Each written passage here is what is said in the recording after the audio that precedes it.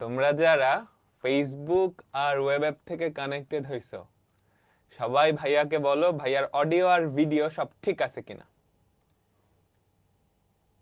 তোমরা যারা ফেসবুক আর web app থেকে কানেক্টেড হইছো ভাইয়াকে একটু বলো ভাইয়ার অডিও আর ভিডিও সব ঠিক আছে কিনা।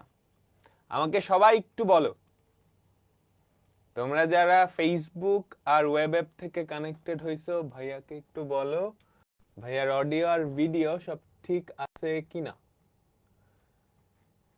ঠিক আছে, আচ্ছা।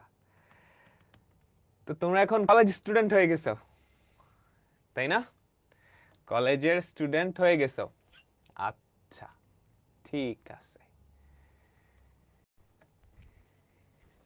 কেমন আছো সবাই বলো তো, কলেজে উঠে কেমন লাগতেছে? আজকে আমরা উচ্চতর গণিত এই সাবজেক্টের একটা চ্যাপ্টার পড়ব, সেটা হচ্ছে সরল রেখা। তো এখানে তো একটু দাঁড়াও, ঠিক আছে।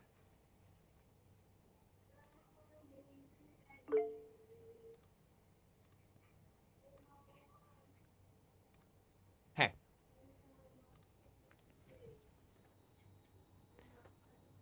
সবার ভয়েস অন আছে, আচ্ছা ঠিক আছে। সবাই সবাই সবাই একটু খেয়াল করো, যাদের মাইকটা আনমিউট আছে সবাই মিউট করে নাও, সবাই মিউট করে নাও, ঠিক আছে?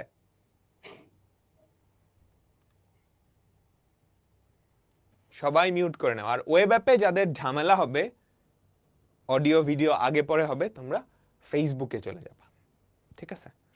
ওয়েব অ্যাপে ক্লাস করার জন্য একটু ইন্টারনেট স্পিডটা বেশি হওয়া লাগে, ঠিক আছে? ওকে, আমরা শুরু করতেছি। তো তোমাদের লাইভ ক্লাসটা ফেসবুক এবং ওয়েব অ্যাপ দুই জায়গায় হবে, কিন্তু রেকর্ডেডটা শুধুমাত্র ওয়েব অ্যাপে থাকবে। হ্যাঁ, তো যারা এখনো ওয়েব অ্যাপের অ্যাক্সেস পাও নাই, তোমরা ওয়েব অ্যাপটা অ্যাক্সেসটা নিয়ে নিবা। আর তারপরও যদি কারো ঝামেলা হয়, আমি ক্লাসটা শেষে একটা ফোন নাম্বার দিব, ওই ফোন নাম্বারে কল করলে তোমাকে হেল্প করবে ওয়েব অ্যাপটা অ্যাক্সেস করতে, ঠিক আছে? ওকে, দেখো আমি এসএসসির একটা স্লাইড ওপেন করে রাখছি। তোমরা অনেকেই এসএসসিতে আমাদের সাথে প্রিপারেশন নিছো। তোমরা এসএসসিতে একটা চ্যাপ্টার পড়ছিলা, হায়ার ম্যাথসের চ্যাপ্টার 11, মনে আছে? সবাই আমাকে একটু বলো তো, হায়ার ম্যাথসের চ্যাপ্টার 11 স্থানাঙ্ক জ্যামিতি। মনে আছে এই চ্যাপ্টারটায় কি কি টপিক পড়ছিলা? তোমার যদি মনে থাকে কি কি পড়ছিলা, তাহলে আমরা আজকে যে চ্যাপ্টারটা শুরু করব ওটার 40% অলরেডি ডান। আর যদি না মনে থাকে বা ভুলে যাও, প্যারা নাই, আমি নতুন করে আবার পড়ায় দিব। আজকে আমরা যেই চ্যাপ্টারটা শুরু করতে যাচ্ছি, আমাদের উচ্চতর গণিত প্রথম পত্র, উচ্চতর গণিত ফার্স্ট পেপার, এইটার 3 নাম্বার চ্যাপ্টার, যেটাকে বলা হয় সরল রেখা বা ইংরেজিতে হচ্ছে স্ট্রেইট লাইন। এটা স্থানাঙ্ক জ্যামিতিরই বড় ভাই বলতে পারো, ঠিক আছে? আচ্ছা, ক্লাস 9-10 আমরা কি পড়ছি একবার একটু দেখে নেই, ঠিক আছে?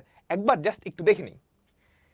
দেখো তো, আমরা প্রথমে কি বলছিলাম, এই চ্যাপ্টারের জন্য কিন্তু গ্রাফ পেপার লাগতো স্কুলে, কিন্তু কলেজে উঠে এই চ্যাপ্টারের জন্য কোনো গ্রাফ পেপার লাগবে না। আমরা স্কুলে কি কি পড়ছি একটু দেখি। আমরা স্থানাঙ্ক ব্যবস্থা দেখছিলাম, এটা কি একমাত্রিক স্থানাঙ্ক ব্যবস্থা। তারপর দ্বিমাত্রিক স্থানাঙ্ক ব্যবস্থা দেখছিলাম, তাই না? একটা বিন্দু, এই একটা বিন্দু, তার ভুজ হচ্ছে এক্স, কোটি হচ্ছে ওয়াই, তাই না? তার মানে এতটুকু এক্স, এতটুকু ওয়াই। মনে পড়তেছে? না মনে পড়লে কোনো অসুবিধা নাই, আমি শিখাই দিব, ঠিক আছে? না মনে পড়লে কোনো অসুবিধা নাই, আমি শিখাই দিব, জাস্ট একটু দেখো।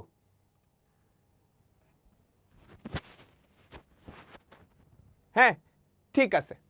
যাদের সাউন্ড কম লাগতেছে, তোমাদের ফোনের ভলিউমটা হয় বাড়ায় নিবা, না হলে ইয়ারফোন দিয়ে করবা। আর যাদের ওয়েব অ্যাপে ঝামেলা হচ্ছে, তোমরা একটু ফেসবুকে গিয়ে তারপর ক্লাসটা করবা, ঠিক আছে? আচ্ছা দেখো সবাই মনোযোগ দাও। তারপর আমরা দেখছিলাম আমাদের এই স্থানাঙ্ক ব্যবস্থাটা পুরা দ্বিমাত্রিক জিনিসটাকে চারটা চতুর্ভাগে ভাগ করে ফেলে, তাই না? প্রথম চতুর্ভাগ, দ্বিতীয় চতুর্ভাগ, তৃতীয় চতুর্ভাগ, পঞ্চম ঠিক চতুর্থ চতুর্ভাগ। এখানে ভুজ কোটি দুটাই পজিটিভ, এখানে ভুজ নেগেটিভ কোটি পজিটিভ, ভুজ নেগেটিভ কোটিও নেগেটিভ, ভুজ পজিটিভ কোটি নেগেটিভ। মনে পড়ে? আমরা একটু জাস্ট দেখি কি কি পড়ছিলাম আসলে, ঠিক আছে? আচ্ছা তারপর আমরা কি পড়ছিলাম? একটা বিন্দু সেটা এক্স অক্ষ থেকে কত দূরে, সেটা ওয়াই অক্ষ থেকে কত দূরে, মনে আছে? তারপর কি পড়ছিলাম? এই যে দেখো এই বিন্দুটা এক্স অক্ষ থেকে কত দূরে, এগুলো আমরা এসএসসি তে দিয়ে আসছি, তাই তো? তারপর আমরা কার্তেশীয় স্থানাঙ্ক ব্যবস্থায় দুইটা বিন্দুর মধ্যবর্তী দূরত্ব দেখছিলাম, তাই তো? এই যে ফর্মুলাটা ছিল, তারপর এই ফর্মুলা দিয়ে আমরা অনেক কিছু শিখছি। একটু মনে করে দেখো, কিছু অঙ্ক করছি এই ফর্মুলা রিলেটেড, তারপর কি দেখো অঙ্কগুলা করছো না? তাই তো? আমি জাস্ট স্কিপ করে যাচ্ছি। গ্রাফ পেপারে অঙ্কন এটা লাগবে না, এটা তোমাদের কলেজে লাগবে না। তারপর তিনটা বিন্দু ত্রিভুজ গঠনের শর্ত আমরা কি পড়ছি? তিনটা বিন্দুর ত্রিভুজ গঠনের শর্ত সবাই আমাকে বলো, আমরা কি পড়ছি? তিনটা বিন্দুর ত্রিভুজ গঠনের শর্ত। না পড়লে প্যারা নাই, যারা পড়ছে ওদের জন্য আমি দেখাচ্ছি, যারা পড়ে না অসুবিধা নেই, আমি আবার পড়ায় দিব, ঠিক আছে? তারপর আমরা কি দেখছিলাম? দেখো এই অঙ্কগুলা করছি না, এই তিনটা বিন্দু একটা ত্রিভুজ গঠন করা যায় কিনা সেটা যাচাই করো, পড়ছি। তারপর কি পড়ছি? বিভিন্ন প্রকার ত্রিভুজ, সমবাহু ত্রিভুজ, সমদ্বিবাহু ত্রিভুজ, বিষমবাহু ত্রিভুজ, সমকোণী ত্রিভুজ, তাই না? তিনটা শীর্ষবিন্দু দেওয়া থাকলে ওই তিনটা বিন্দু কেমন ত্রিভুজ তৈরি করে আমরা তো দেখছি। যারা আমার ক্লাস করছো বা যেখানেই ক্লাস করছো না? আচ্ছা এটা তো করলাম এই কনসেপ্টেরই। তারপর কি কি কনসেপ্ট পড়ছি আমাকে বলো? সমকোণী ত্রিভুজ পিথাগোরাস দিয়ে প্রমাণ করতে হয়, ত্রিভুজের পরিসীমা বের করো, তিনটা বাহুর দৈর্ঘ্য বাইর করে যোগ করে দিতাম, আমরা এখনো ক্লাস 9-10 আছি, এই নতুন কিছু কিন্তু পড়তেছি না, এখনো 9-10। তারপর চতুর্ভুজ, বিভিন্ন প্রকার চতুর্ভুজ হইতো, সামান্তরিক, আয়ত, রম্বস, বর্গ, মনে আছে শর্তগুলা? চারটা শীর্ষবিন্দু যদি দেওয়া থাকতো আমরা সেটা কোন ধরনের চতুর্ভুজ বের করতে পারতাম না? তাই তো? আমরা আবার আজকে পড়বো, কোনো অসুবিধা নেই। তারপর আমরা কি পড়ছি? এগুলো এই রিলেটেড অঙ্ক। মধ্যবিন্দু স্থানাঙ্ক আমরা পড়ছি। আচ্ছা তারপর আমাদের স্থানাঙ্ক জ্যামিতির টোটাল 4টা চ্যাপ্টার ছিল, 11.1, 11.2, 11.3 আর 11.4। আচ্ছা 11.2 ছিল ক্ষেত্রফল নির্ণয়, ত্রিভুজের বা চতুর্ভুজের বা বহুভুজের ক্ষেত্রফল নির্ণয়। মনে পড়ে? আমাকে বলো তো। ত্রিভুজের ক্ষেত্রফল নির্ণয়ের অনেকগুলা ফর্মুলা, প্রথমটা ছিল হাফ ইন্টু ভূমি ইন্টু উচ্চতা, তারপর এই একটা ফর্মুলা ছিল, তাই না? তারপর আমরা কি দেখছি বলো? এই রিলেটেড কিছু অঙ্ক। তারপর ত্রিভুজের ক্ষেত্রফল নির্ণয়ের দ্বিতীয় একটা ফর্মুলা ছিল, এই যে কোণাকুণি গুণ করে, ক্রস ফায়ার, তাই না? বলো, ক্রস ফায়ার মেথড দিয়ে আমরা করছিলাম, তাই তো? এটা খুবই ইম্পর্টেন্ট একটা ফর্মুলা ছিল, এটা শুধুমাত্র ত্রিভুজ না, সব ধরনের ভুজের ক্ষেত্রেই খাটতো, ঠিক আছে? আচ্ছা তারপর ত্রিভুজের ক্ষেত্রফল পজিটিভ কখন হয়, নেগেটিভ কখন হয়, এগুলা নিয়ে আমরা পড়ছিলাম, তাই না? ওকে। তারপর বলো। তারপর এই রিলেটেড অঙ্ক, এই রিলেটেড অঙ্ক, তারপর আমরা দেখছিলাম চতুর্ভুজের ক্ষেত্রফল। একটা চতুর্ভুজের 4টা শীর্ষবিন্দু দেওয়া থাকলে আমরা কি ওই চতুর্ভুজটার ক্ষেত্রফল কেমনে বের করি, তাই না? তাই তো, ক্লকওয়াইজ বা অ্যান্টি ক্লকওয়াইজ নিতে হয়। মনে কি পড়তেছে না খেয়ে ফেলছো? বলো তো, মনে কি পড়তেছে না খেয়ে ফেলছো? তারপর দেখছিলাম বহুভুজের ক্ষেত্রফল কেমনে বের করতে হয়, তাই না? মনে নাই, প্যারা নাই। মনে না থাকলে প্যারা নাই, অসুবিধা নাই। যাদের মনে আছে, যারা ভালো স্টুডেন্ট, আমি ওদের জন্য রিক্যাপ করতেছি, বুঝছো? যারা একটু ফাঁকিবাজ আছো, প্যারা নাই, আমি তো পড়াই দিব, তাই না? আবার নতুন করে পড়াবো, বুঝছো? নতুন করে আছে। আচ্ছা, বহুভুজের ক্ষেত্রফল, ঠিক আছে? বহুভুজের ক্ষেত্রফল গেলাম গেলাম গেলাম।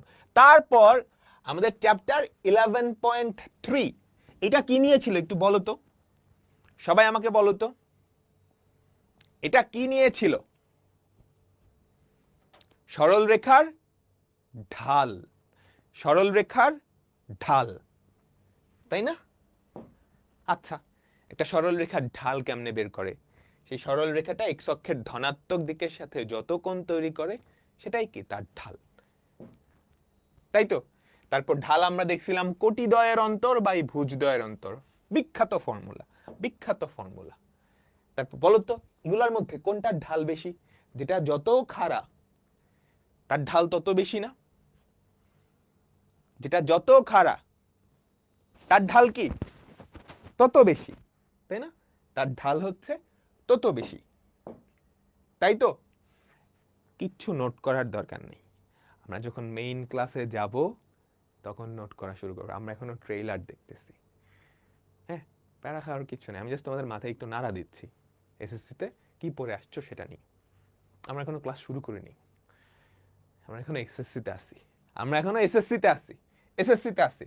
বলো তো, সরল রেখা যদি এক্স অক্ষের সমান্তরাল হয় তার ঢাল কত? তার ঢাল কত? 0। যদি ওয়াই অক্ষের সমান্তরাল হয় তার ঢাল কত? তার ঢাল কত? অসীম। ভাই এইচএসসির পড়া শুরু করলে ডাক দিয়েন, ঘুমাই। এগুলো এইচএসসির পড়া, এগুলো এইচএসসিতে আছে, এগুলো এইচএসসিতে আছেন, তোমরাই ভুল করবে এগুলা পরীক্ষার মধ্যে, দেখিও।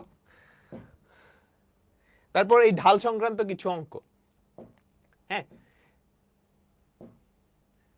3টা বিন্দু সমরেখা হওয়ার শর্ত পড়ছো না? খুবই ইম্পর্ট্যান্ট একটা জিনিস ছিল কিন্তু এসএসসিতে, যে কোনো 2টা নিয়ে ঢাল নিলে সেটা সমান হবে, তাই না? 3টা বিন্দু সমরেখ হওয়ার শর্ত, 3টা বিন্দু সমরেখ হওয়ার শর্ত, তাই না? আচ্ছা, ঠিক আছে। তারপর সমরেখ হওয়ার অঙ্কগুলাও আমরা করছি, অঙ্কগুলাও আমরা করছি, তাই তো? তো এরপর আমরা দেখছিলাম 2টা রেখা যদি সমান্তরাল হয় তাদের ঢাল সমান না? 2টা সরল রেখা যদি সমান্তরাল হয় তাদের কি সমান? বলো, তাদের ঢাল সমান, তাই তো? তো এই রিলেটেড অনেক অঙ্ক করছি আমরা, আরো কঠিন অঙ্কও করব, কোনো অসুবিধা নাই, কোনো অসুবিধা নাই। চ্যাপ্টার 11.4 এটা কি ছিল? এটা কি ছিল? সরল রেখার সমীকরণ সংক্রান্ত, সরল রেখার সমীকরণ সংক্রান্ত, তাই না? তো একটা সরল রেখার অনেক টাইপের সমীকরণ আমরা দেখছিলাম। ঢাল ছেদ আকৃতি, y = mx + c। তারপর কি দেখছিলাম? তারপর কি দেখছিলাম বলো তো? ঢাল ছেদ আকৃতি, তারপর এক বিন্দুগামী রেখার সমীকরণ, ঢাল আর একটা বিন্দু, y - y1 = m × x - x1, y - y1 = m × x - x1। তারপর এই রিলেটেড কিছু অঙ্ক করছি, তাই না? তারপর আমরা এই রিলেটেড কিছু অঙ্ক করছি, তাই তো? তারপর কি করছি? তারপর কি করছি? দুই বিন্দুগামী রেখার সমীকরণ, একটা সরল রেখার উপরে 2টা বিন্দু দেওয়া থাকলে তার ইকুয়েশন কি হবে সেটা আমরা বের করছি, তাই তো? তাই তো? তাই তো? তারপর কি দেখছিলাম? সরল রেখার চিত্র কেমনে আঁকতে হয়। ওকে, এক্স আর ওয়াই অক্ষের সাথে ছেদবিন্দু, একটা সরল রেখা এক্স অক্ষ আর ওয়াই অক্ষের সাথে ছেদবিন্দু, ছেদক আকৃতি, খুবই মজার একটা আকৃতি ছিল, ছেদক আকৃতি, তাই না? ছেদক আকৃতি, তাই তো। তারপর ছেদক আকৃতি সংক্রান্ত অনেকগুলো অঙ্ক করছিলাম। দেখো আমরা সরল রেখার যতগুলা সমীকরণ আছে সবগুলাকে একটা পেজে আমি তোমাদের জন্য সুন্দর করে লিখেও দিছিলাম। তারপর এক্স অক্ষের সমান্তরাল, অক্ষের সমান্তরাল সরল রেখার ইকুয়েশন কেমন, তাই তো। তারপর দুইটা রেখার ছেদবিন্দু কেমনে বের করে বলো তো, দুইটা রেখার ছেদবিন্দু কেমনে বের করে? দুইটা সমীকরণ সমাধান করলেই হয়ে যায়, তাই না? ডান। আমরা 9-10-এ যা যা পড়ছি পুরাটার একটা রিফ্লেকশন চলে আসছে। হ্যাঁ, আমরা 9-10-এ যা পড়ছিলাম পুরাটার একটা রিফ্লেকশন চলে আসছে। থ্যাংক ইউ সবাইকে। তো আমাদের সরল রেখা চ্যাপ্টারের 50% শেষ। আর ক্লাস করাবো? ক্লাস শেষ না? সরল রেখা চ্যাপ্টারের 50% শেষ। ছুটি দিয়ে দিব না, আমরা এখন কলেজ লাইফে উঠে গেছি। সো নতুন একটা ফাইল আমরা চলে গেলাম, একদম ব্ল্যাঙ্ক পেজ। আমরা এখান থেকে কলেজ লাইফের পড়াশোনা শুরু করব। Welcome to college. কেমন আছো সবাই বলো তো? কেমন আছো সবাই?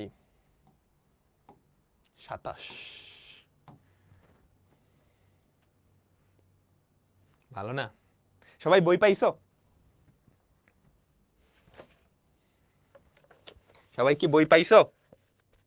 স্কুল লাইফের স্লাইড গুলা রঙিন ছিল, তাই না? লাল কালি, নীল কালি, খুব সুন্দর। কিন্তু কলেজ লাইফের স্লাইড গুলা হচ্ছে সাদা কালো, এত রং ঢং নাই। আমরা জাস্ট পড়াশোনায় প্রবেশ করে যাব। বই সবাই পাইছো? তো সবাই বইটা নিয়ে নিবা। আর ক্যালকুলেটর, সিডাব্লিউ ক্যালকুলেটর আমরা কিন্তু ওরিয়েন্টেশন ক্লাসে দেখছি কোন ক্যালকুলেটর গুলা নিবা, ঠিক আছে? আপাতত এইটার বাইরে আর কোনো বই কেনার দরকার নেই, এই বইটা ফলো করলেই হবে, এই বইটা ফলো করলেই হবে।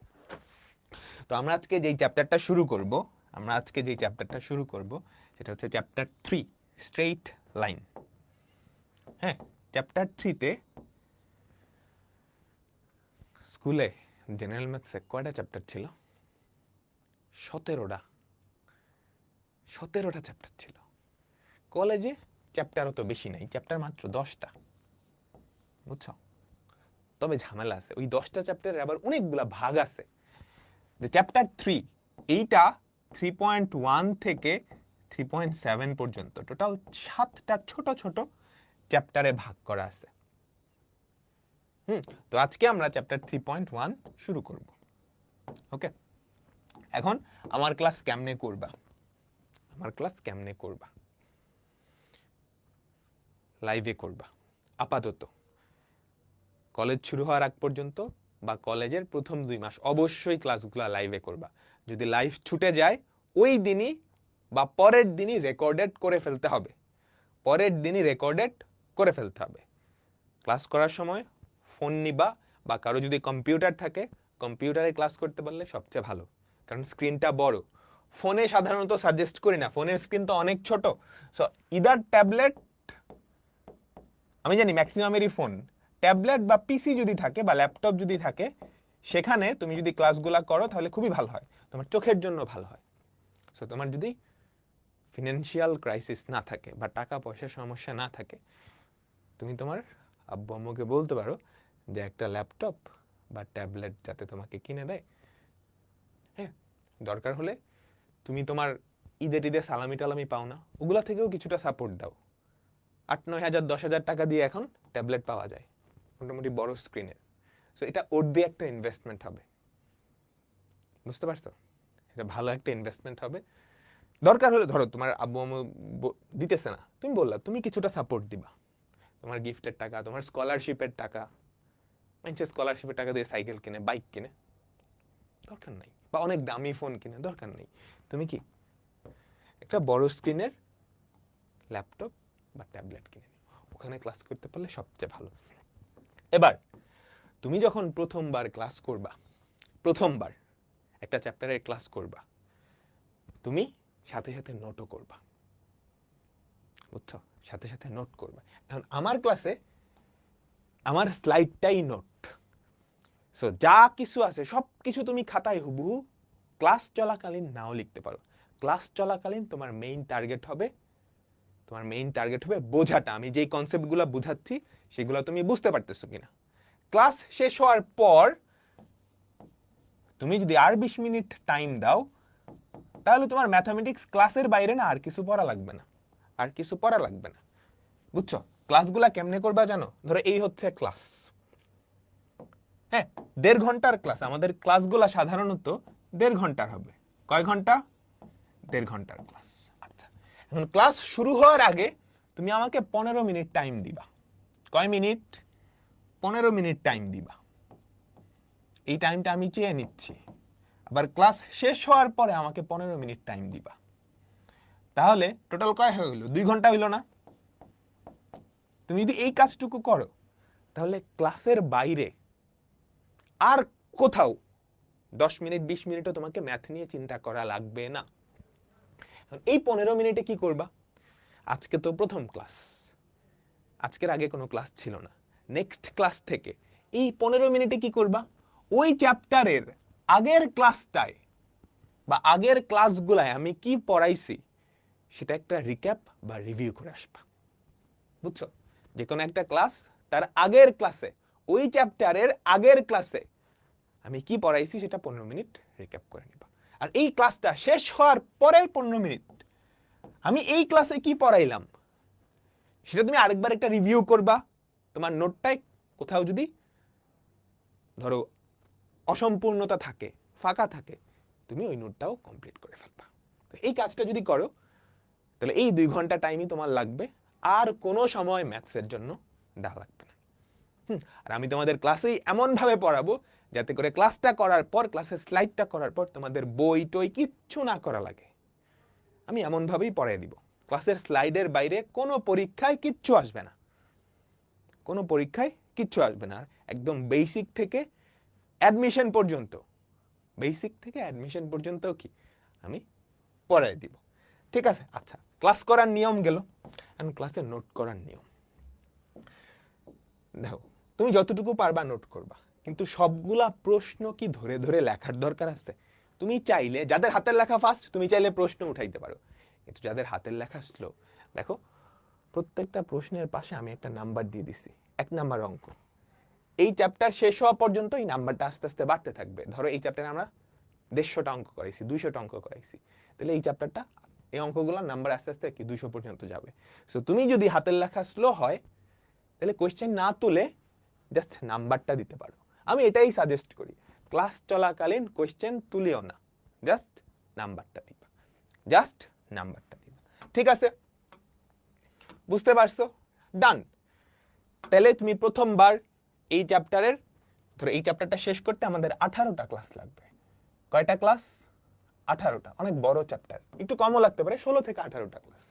তো এই 18টা ক্লাস তুমি করলা, সুন্দর করে নোট করলা, এরপর ওই নোটটা তুমি পরীক্ষার আগে রিভিশন দিয়ে যাবা, তাহলেই হবে, তাহলেই হবে, ঠিক আছে? আর প্রথমবার আমি যখন কোনো একটা অঙ্ক করতে দিব, ধরো আমি এই অঙ্কটা করতে দিলাম, আমি নিজে করায় দেওয়ার আগে তোমাদের কিন্তু চিন্তা করতে সময় দিব, 2 মিনিট বা 3 মিনিট বা 5 মিনিট সময় দিব।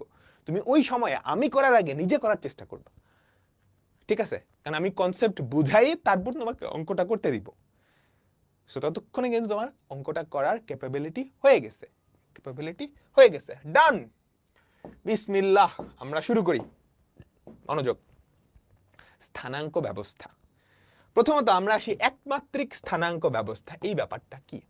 একমাত্রিক স্থানাঙ্ক ব্যবস্থা, ধরো একটা সরল রেখা, হ্যাঁ, একটা সরল রেখায় একটা লাইনের উপর একটা পিঁপড়া চলতেছে, বুঝছো? আমি বলে দিলাম, একটা সরল রেখা বা একটা লাইনের উপরে একটা পিঁপড়া চলতেছে। ওই পিঁপড়ার অবস্থানটা নির্দিষ্ট করতে তোমার কয়টা চলকের দরকার হয়? বলো তো, তোমরা নিশ্চয়ই সংখ্যা রেখা দেখছো।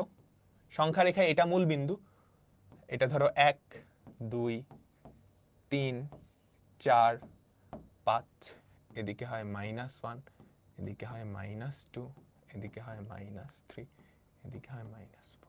ধরো একটা সরল রেখার উপর একটা পিঁপড়া চলতেছে। এখন পিঁপড়াটা যদি এই জায়গায় থাকে, তার অবস্থান ডিফাইন করতে শুধু 4 সংখ্যাটাই যথেষ্ট না। কারণ আমি বলছি একটা সরল রেখায় চলতেছে, তাহলে এই লাইনের উপরেই থাকবে। সে হয় এখানে থাকবে, সে হয় এখানে থাকবে, না হয় এখানে থাকবে। তার অবস্থানটা ডিফাইন করার জন্য কয়টা মাত্রা দরকার? এখানে থাকলে আমি বলে দিতে পারি 4, এখানে বললে -2, এখানে বললে -4। জাস্ট একটা চলকই যথেষ্ট না, জাস্ট একটা মাত্রাই যথেষ্ট না। এই জন্য এই যে স্থানাঙ্ক ব্যবস্থা, যেটা আসলে সংখ্যা রেখা, এই সংখ্যা রেখাটাকে বলা হয় সংখ্যা রেখা বা নাম্বার লাইন। এটাকে বলা হয় একমাত্রিক স্থানাঙ্ক ব্যবস্থা। এটাকে কি বলা হয়? একমাত্রিক স্থানাঙ্ক ব্যবস্থা। কারণ যে কোনো কিছুর অবস্থান ডিফাইন করার জন্য একটা মাত্র চলক দরকার, একটা মাত্র ভ্যারিয়েবল দরকার। এবার চলো, পিঁপড়াটা লাইনে চলবে না। তোমাদের সবার খাতা আছে না? খাতার একটা তল আছে না?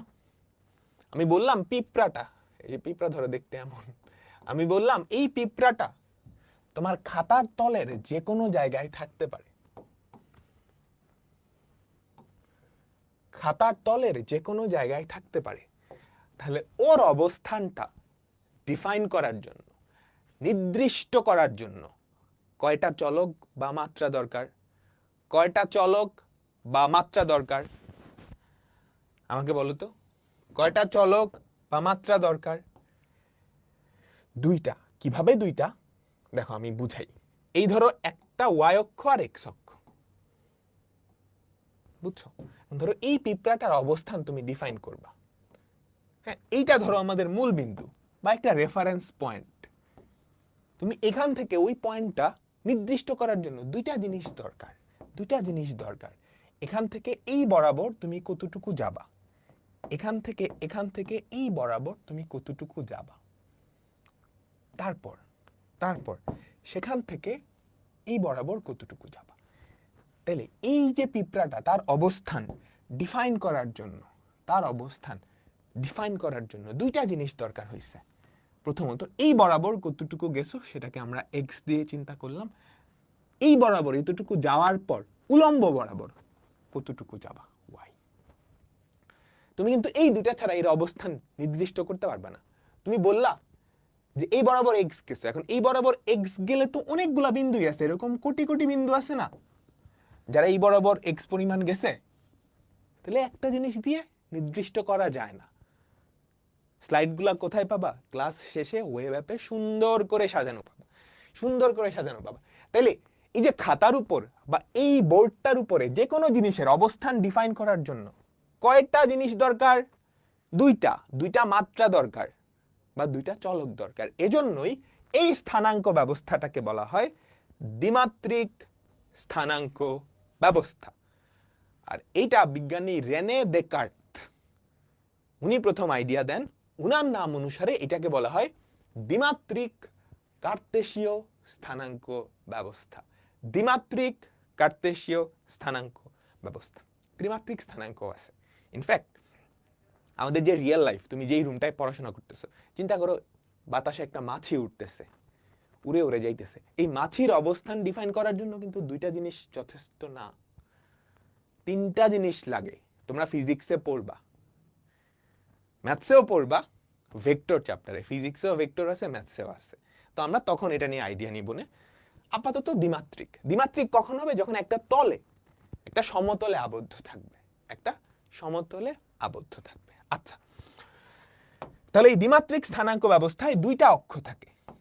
এইটাকে বলা হয় এক্স অক্ষ বা এক্স অ্যাক্সিস, আর উলম্ব যেটা সেটাকে বলা হয় ওয়াই অক্ষ বা ওয়াই অ্যাক্সিস। ঠিক আছে? আর এটা হচ্ছে আমাদের মূল বিন্দু বা অরিজিন 0,0। ক্লিয়ার? এই যে একটা বিন্দু, এই বিন্দুর অবস্থান, আমি পিঁপড়াটা সরায় দিচ্ছি, দেখো এই যে একটা বিন্দু, এই বিন্দুটার তখন দুইটা স্থানাঙ্ক পাওয়া যাবে। ধরো আমি পি বিন্দু ধরলাম, হ্যাঁ, এটাকে বলা হয় ভুজ। ধরো মূল বিন্দু থেকে ওই পি বিন্দুটায় যাওয়ার জন্য এক্স অক্ষ বরাবর যতটুকু যাওয়া লাগে সেটাকে বলা হয় ওই পি বিন্দুর ভুজ। মূল বিন্দু থেকে কোনো বিন্দুতে যাওয়ার জন্য এক্স অক্ষ বরাবর যতটুকু যাওয়া লাগে সেটাকে বলা হয় ভুজ। এক্স অক্ষ বরাবর যাওয়ার পরে সেখান থেকে ওয়াই অক্ষের সমান্তরালে যতটুকু যাওয়া লাগে, কথাটা বুঝো, এক্স অক্ষ বরাবর গেছো, যাওয়ার পরে সেখান থেকে ওয়াই অক্ষ বরাবর যতটুকু যাওয়া লাগে সেটাকে বলা হয় ওই বিন্দুর কোটি। তাহলে আমাকে বলো তো, পি বিন্দুর ভুজ কত? এক্স, কোটি কত? ওয়াই। ভুজ কত? এক্স, কোটি কত? ওয়াই। আচ্ছা, এবার এই যে এক্স অক্ষর ডান দিকটাকে আমরা পজিটিভ চিন্তা করি, বামে গেলে নেগেটিভ। এক্স অক্ষের ডাইনে গেলে পজিটিভ, বামে গেলে কি? নেগেটিভ। ওয়াই অক্ষের উপরে উঠলে পজিটিভ, নিচে নামলে নেগেটিভ। ওয়াই অক্ষের উপরে উঠলে পজিটিভ, নিচে নামলে নেগেটিভ। এবার সবাই একটু মনোযোগ দাও তো, আমাদের এই যে দুইটা অক্ষ, সেটা পুরা চারটা চতুর্ভাগকে, মানে পুরা এই স্তরটাকে কয়টা চতুর্ভাগে ভাগ করছে? আমাকে একটু বলো তো। এই যে দুইটা অক্ষ পুরা তলটাকে চারটা ভাগে ভাগ করে ফেলছে না? এটাকে বলা হয় প্রথম চতুর্ভাগ। চতুর্ভাগ বলে, বা ইংরেজিতে বলে কোয়াড্রেন্ট। ফার্স্ট কোয়াড্রেন্ট, এটা ফার্স্ট কোয়াড্রেন্ট বা প্রথম চতুর্ভাগ। অ্যান্টি ক্লকওয়াইজ, ঘড়ির কাঁটার বিপরীতে। দ্বিতীয় চতুর্ভাগ, তৃতীয় চতুর্ভাগ, চতুর্থ চতুর্ভাগ। আচ্ছা, প্রথম চতুর্ভাগে যাওয়ার জন্য ডাইনে গিয়ে উপরে উঠতে হয়, তাই না? প্রথম চতুর্ভাগের যে কোনো বিন্দু, তুমি চিন্তা করো তো, ডাইনে গিয়ে উপরে, তাই না? প্রথম চতুর্ভাগের যে কোনো বিন্দু ডাইনে গিয়ে উপরে, তাইলে প্রথম চতুর্ভাগের সব বিন্দুর ভুজ কোটি দুইটাই পজিটিভ না? কারণ এক্স অক্ষ বরাবর ডাইনে, ওয়াই অক্ষ বরাবর উপরে। এক্স অক্ষ বরাবর কি পান্তা ভাত পড়াইতেছে? এগুলাই আছে। আস্তে আস্তে আমরা কঠিনের দিকে যাব। এক্স অক্ষ বরাবর ডাইনে, ওয়াই অক্ষ বরাবর উপরে। দ্বিতীয় চতুর্ভাগের যে কোনো বিন্দুতে আসার জন্য এক্স অক্ষ বরাবর বামে, ওয়াই অক্ষ বরাবর উপরে। এক্স অক্ষ বরাবর বামে, ওয়াই অক্ষ বরাবর উপরে। তাহলে দ্বিতীয় চতুর্ভাগে বলো তো ভুজ কেমন হবে? বামে আসছো তাহলে ভুজ নেগেটিভ, উপরে উঠছো তাহলে কোটি পজিটিভ। এবার চলো তৃতীয় চতুর্ভাগের যে কোনো বিন্দুতে তুমি যদি আসতে চাও, তাহলে এক্স অক্ষ বরাবর বামে, ওয়াই অক্ষ বরাবর নিচে। কিন্তু দুইটাই তো নেগেটিভ, তাই না? দুইটাই কি নেগেটিভ, কারণ এক্স অক্ষ বরাবর বামে মানে নেগেটিভ, ওয়াই অক্ষ বরাবর নিচে মানে নেগেটিভ। এবার চলো চতুর্থ চতুর্ভাগে। আচ্ছা, চতুর্থ চতুর্ভাগে এক্স অক্ষ বরাবর ডাইনে, এটার যে কোনো বিন্দুতে যাইতে হলে তোমার এক্স অক্ষ বরাবর ডাইনে, ওয়াই অক্ষ বরাবর নিচে। এক্স অক্ষ বরাবর ডাইনে মানে কি? ভুজ কেমন? পজিটিভ, কোটি কেমন? নেগেটিভ। আচ্ছা, এবার কিছু কিছু বিন্দু আছে যারা কোনো চতুর্ভাগেই না। বলো তো এরা কোথায়? কিছু কিছু বিন্দু আছে তারা কোনো চতুর্ভাগেই না। বলো তো দেখি এরা কোথায়?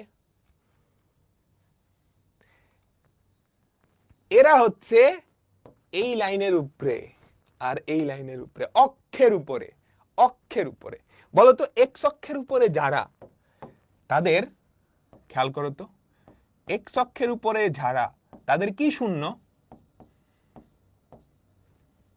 এক্স অক্ষের উপরে যারা, তাদের কোটি শূন্য, তাই না? অর্থাৎ এক্স অক্ষের উপরস্থ প্রত্যেকটা বিন্দু তাদের কোটি শূন্য। এদিকেও কিন্তু -1, 0, -2, 0, কারণ এক্স অক্ষ বরাবর গেছো, ওয়াই অক্ষ বরাবর তো তুমি যাওই নাই,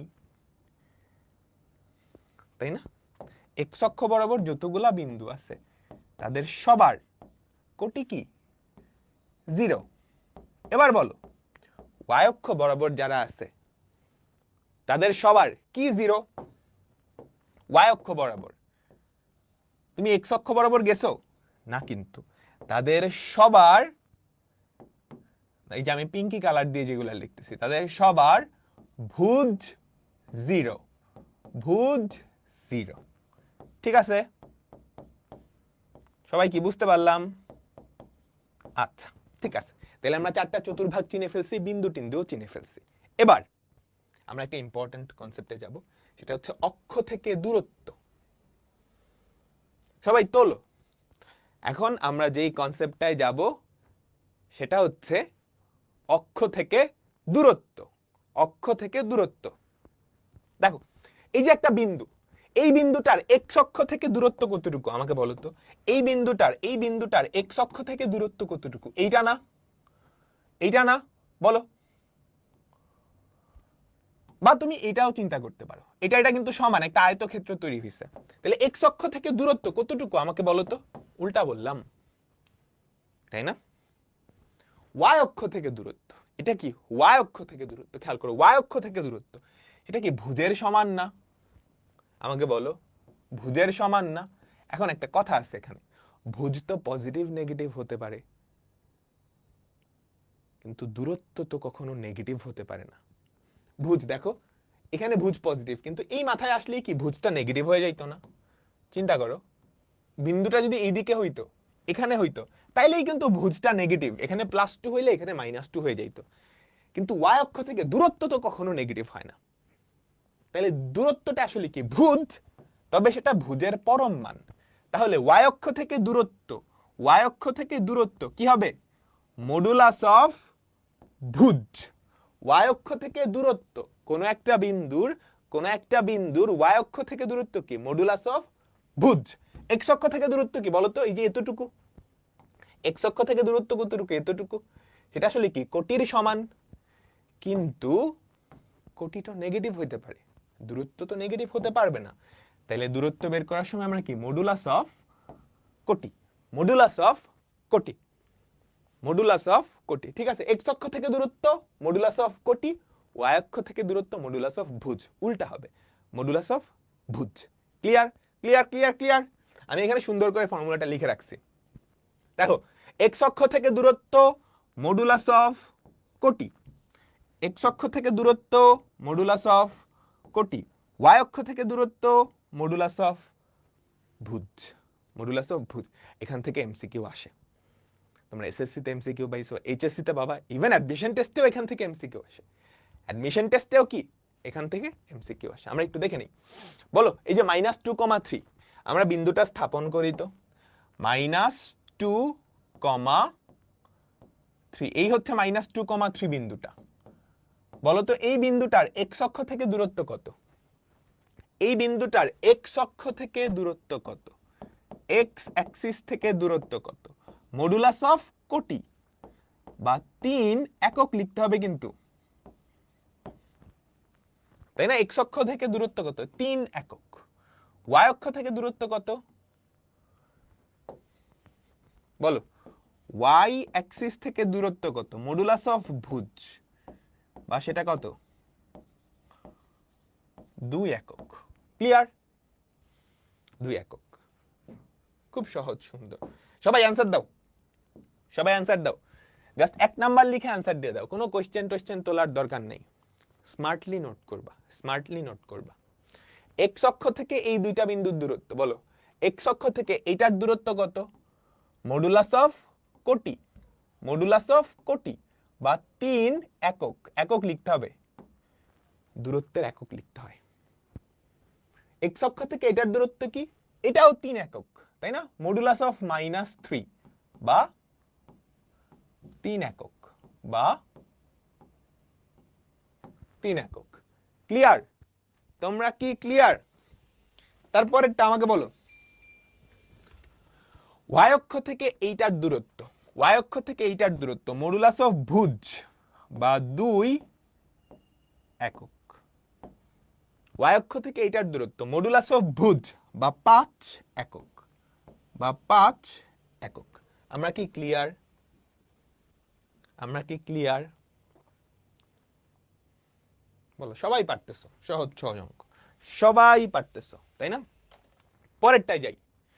এক্স অক্ষ থেকে একটা বিন্দুর দূরত্ব 3 একক, তার কোটি নির্ণয় করো। এক্স অক্ষ থেকে একটা বিন্দুর দূরত্ব 3 একক, তার কোটি। আচ্ছা, আমরা ধরে নিলাম কোটি হচ্ছে ওয়াই।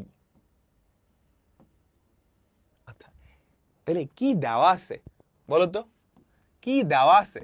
এক্স অক্ষ থেকে দূরত্ব গিভেন, মানে দেওয়া আছে, যদি এগুলো এমসিকিউতে আসবে। কি দেওয়া আছে? এক্স অক্ষ থেকে দূরত্ব 3। এক্স অক্ষ থেকে দূরত্ব মানে কি? মডুলাস অফ কোটি না, সেটা 3 দেওয়া। বলো, এক্স অক্ষ থেকে দূরত্ব মানে কি? মডুলাস অফ কোটি দেওয়া, সেটা কত দেওয়া? 3 দেওয়া, তাই না? তাহলে বলো তো কোটি কত হবে আসলে? y equals to plus minus 3। কোটি 3 হইলেও দূরত্ব 3, কোটি মাইনাস 3 হলেও কিন্তু দূরত্ব 3। একদম কমন সেন্স কিন্তু, তাই না? আগে বলো, এক্স অক্ষ থেকে দূরত্ব, খেয়াল করো তো, এক্স অক্ষ থেকে দূরত্ব কোটি যদি 3 হয় তাহলে ধরো এখানে আছে, তাই না? আর কোটি যদি মাইনাস 3 হয় সেক্ষেত্রেও কিন্তু এক্স অক্ষ থেকে সমান দূরে, জাস্ট নিচের দিকে থাকবে। এক্স অক্ষ থেকে সমান দূরে, জাস্ট নিচের দিকে থাকবে। ক্লিয়ার কি সবাই? ওকে, তারপর y অক্ষ থেকে একটা বিন্দুর দূরত্ব 4, ভুজ বের করো। y অক্ষ থেকে একটা বিন্দুর দূরত্ব 4, ভুজ বের করো। তাহলে আমাকে বলো তো, ভুজ যদি x হয়, ভুজ যদি x হয়, তাহলে মডুলাস অফ x সমান 4। খুব সহজ সহজ অঙ্ক, এগুলাই কিন্তু তোমরা পরীক্ষা হলে গিয়ে কনফিউজ করে ফেলবা, কনফিউজ করে ফেলবা। তাহলে ভুজ কত আমাকে বলো তো, ভুজ কত হবে? y অক্ষ থেকে দূরত্ব, তাহলে ভুজ কত? Plus minus 4, plus minus 4।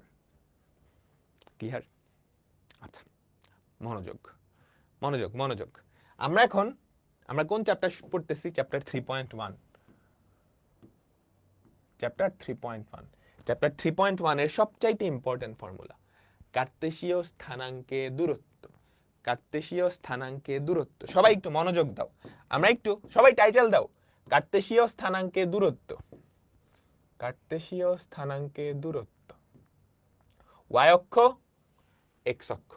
তাহলে এই কার্তেশীয় স্থানাঙ্কে দুইটা বিন্দু চিন্তা করো। এই কার্তেশীয় স্থানাঙ্কে দুইটা বিন্দু চিন্তা করো। P, এটা হচ্ছে x1, y1, আরেকটা বিন্দু হচ্ছে Q, এটা হচ্ছে x2, y2। তাহলে এই কার্তেশীয় স্থানাঙ্কে এই দুইটা বিন্দুর মধ্যবর্তী দূরত্ব আমি বের করতে চাচ্ছি। কার্তেশীয় স্থানাঙ্কে এই দুইটা বিন্দুর মধ্যবর্তী দূরত্ব আমরা বের করতে চাচ্ছি। আচ্ছা, আমাকে একটা কাহিনী বলো তো, সবাই একটু মনোযোগ দিবা তো। দেখো, সবাই একটু মনোযোগ দিবা। আমাকে বলো তো, এতটুকু কত? এতটুকু, এই যে এতটুকু কত? x1 না? এতটুকু কত? y1, y1, তাই না? ভুজ কোটি। আচ্ছা, সিমিলার ভাবে আমি এখান থেকে আরেকটা লম্ব টেনে নিলাম, আর এখান থেকে এতটুকু, এই পুরাটা কত? x2 না? আমাকে বলো, এতটুকু ছিল x1, এই পুরাটা হচ্ছে কি? x2, এতটুকু কত? y2। তুমি কি একমত? তুমি কি একমত? x2, y2। আচ্ছা, তাহলে আমাকে একটু বলো তো, এই যে এই ডিসটেন্সটা, এইটা কত? এই যে এতটুকু কত? এতটুকু আসলে কত? এতটুকু মানে কিন্তু এই যে এতটুকু, এতটুকু আসলে কত? বলো দেখি আমাকে, এতটুকু আসলে কত? পুরাটা হচ্ছে x2, তার থেকে x1 বাদ দিলে যতটুকু হয়, তার মানে এতটুকু আসলে কি? x2 মাইনাস x1 না? x2 মাইনাস x1 না? এই তো সবাই ধরতে পারছো, কি সুন্দর। আচ্ছা, এবার আমাকে বলো, এই পুরাটুকু হচ্ছে y2, আমাকে বলো তো এতটুকু কত? এই এতটুকু কিন্তু y1, এটুকু y1 হলে এটুকু কিন্তু y1, তাই না? দেখো, এই যে গাঢ় করে যেটা দিচ্ছে, কারণ একটা আয়তক্ষেত্র তৈরি হয়েছে, এটুক y1। তাহলে আমাকে বলো তো এটুক কত? তাহলে আমাকে বলো এই যে আকাশি কালার দিয়ে আমি যতটুকু লিখছি সেটা কতটুকু? সেটাও কি y2 মাইনাস y1 না? সেটাও কি y2 মাইনাস y1 এইটা না? সেটাও কি y2 মাইনাস y1 না? তাহলে এবার বলো, একটা মজার কাহিনী হয়েছে, এখানে একটা সমকোণী ত্রিভুজ তৈরি হয়ে গেছে। যেই সমকোণী ত্রিভুজের ভূমির দৈর্ঘ্য জানো, লম্বের দৈর্ঘ্য জানো। যেই সমকোণী ত্রিভুজের ভূমির দৈর্ঘ্য জানো, লম্বের দৈর্ঘ্য জানো। তাহলে আমাকে বলো তো পিথাগোরাসের উপপাদ্য অনুসারে পিকিউ অতিভুজ সমান কি হবে? রুট ওভার অফ, পিথাগোরাসের উপপাদ্য অনুসারে অতিভুজ সমান রুট ওভার অফ ভূমি স্কয়ার, ভূমি স্কয়ার অর্থাৎ x2 মাইনাস x1 তার স্কয়ার প্লাস লম্ব square y2 minus y1 square. সবাই কি একমত? অর্থাৎ কার্তেশীয় স্থানাঙ্ক ব্যবস্থায়, কার্তেশীয় স্থানাঙ্ক ব্যবস্থায় দুইটা বিন্দুর মধ্যবর্তী দূরত্ব নির্ণয়ের ফর্মুলা হচ্ছে এটা। এবার একটা মনোযোগ দাও, বলো তো x2 minus x1 whole square আর x1 minus x2 whole square same জিনিস না? আমাকে বলো তো 3 মাইনাস 2 হোল স্কয়ার এটা যেই কথা, 2 মাইনাস 1 হোল স্কয়ার একই, সরি 2 মাইনাস 3 হোল স্কয়ার এটা তো একই কথা। কারণ বর্গ করলে নেগেটিভ তো ভ্যানিশ হয়ে যাবে, নেগেটিভ ভ্যানিশ হয়ে যাবে। তাহলে আমি এটা না বলে বলতে পারি না ভুজদ্বয়ের অন্তর তার বর্গ প্লাস কোটিদ্বয়ের অন্তর তার বর্গ তার রুট, তার রুট। ক্লিয়ার? অর্থাৎ কার্তেশীয় স্থানাঙ্ক ব্যবস্থায় দুইটা বিন্দুর মধ্যবর্তী দূরত্ব, কার্তেশীয় স্থানাঙ্ক ব্যবস্থায় দুইটা বিন্দুর মধ্যবর্তী দূরত্ব রুট ওভার অফ ভুজদ্বয়ের অন্তর। কোনটা থেকে কোনটা বাদ দিছো ডাজন্ট ম্যাটার, x2 থেকে x1 বাদ দিতে পারো, x1 থেকে x2 বাদ দিতে পারো। রুট ওভার অফ ভুজদ্বয়ের অন্তর তার বর্গ প্লাস কোটিদ্বয়ের অন্তর তার বর্গ। Clear? Clear? Clear? Clear? Clear? তো এই জিনিসটাই আমি সুন্দর করে লিখে দিচ্ছি। দেখো নোট কিন্তু আমিই করে দিচ্ছি, আমার ক্লাসের স্লাইডটাই তোমার নোট, ক্লাসের স্লাইডটাই তোমার বই, ক্লাসের স্লাইডটাই তোমার সব। তারপরেও নিজে নিজে নোটটা করবা। আচ্ছা, এখন একটা মজার কাহিনী আছে, একটা মজার কাহিনী আছে। চিন্তা করো তো দুইটা বিন্দুর ভুজ যদি সেম হয় বা দুইটা বিন্দুর কোটি যদি সেম হয়, ধরো y1 আর y2 সমান। আচ্ছা, তার আগে তোমাদেরকে একটা জিনিস আমি শিখাই, এই জিনিসটা একটু মনে রাখবা। Root over of x square এইটা সমান মডুলাস অফ এক্স, এই জিনিসটা মাথায় রাখবা অ্যাজ এ ফর্মুলা। কেন সেটা শিখাইতেছি। আচ্ছা মনোযোগ, ঠিক আছে? Root over of x square সমান মডুলাস অফ এক্স, এই জিনিসটা ইম্পর্টেন্ট, আমি একটা নতুন পেজে শিখাই, এটা অনেক জায়গায় কাজে লাগবে। Root over of x square সমান মডুলাস অফ এক্স। মডুলাস কি করে? এক্স এর ভ্যালু পজিটিভ হোক বা নেগেটিভ হোক, করে পজিটিভ বানায়। মডুলাস কি করে? মডুলাস কি করে বলো বলো বলো বলো, মডুলাস কি করে? সব সময় পজিটিভ আউটপুট দেয়। মডুলাস অফ 3 সেটাও 3, মডুলাস অফ -3 সেটাও 3। আচ্ছা আমাকে একটু বলো তো রুট ওভার অফ 3 স্কয়ার এটার ভ্যালু কত? মনে রাখবা রুট কখনো নেগেটিভ রেজাল্ট দেয় না। রুটের নিচে যাই থাকুক না কেন সেটা সব সময় পজিটিভ আসে। রুটের নিচে যাই থাকুক না কেন সেটা সব সময় পজিটিভ আসে। Root over of 3 square, 3 square মানে 9, 9 কে রুট করলে কত হবে? 3। আবার চিন্তা করো রুট ওভার অফ -3 তার স্কয়ার, চিন্তা করো রুট ওভার অফ -3 তার স্কয়ার, -3 কে বর্গ করলে 9 হবে, সেটাকে রুট করলে আবারও 3 পাওয়া যাবে। এইবার একটা মজার কাহিনী হয়েছে, চিন্তা করো তো প্রথমবার x এর জায়গায় ছিল 3, তাহলে আউটপুটে কি আসছে? 3। আউটপুটে কি আসছে? 3।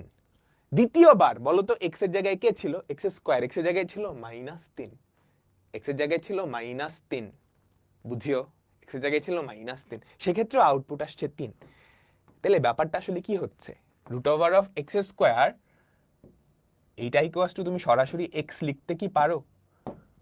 এটা লিখতে পারো না, কারণ এটা যদি সত্য হইতো তাহলে রুট ওভার অফ -3 স্কয়ার এটা তো -3 হওয়ার কথা ছিল, কিন্তু -3 কি হইছে? না, সেটা +3 হয়ে গেছে, সেটা +3 হয়ে গেছে। বুঝছো?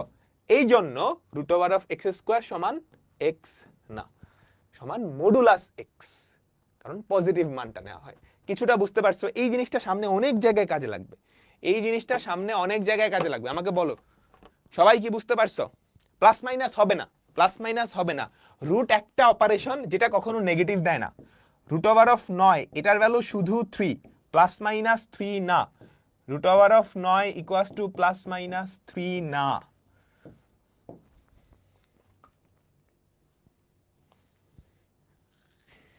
অনেক ম্যাথে প্লাস মাইনাস, কোনো ম্যাথেই প্লাস মাইনাস লিখে না।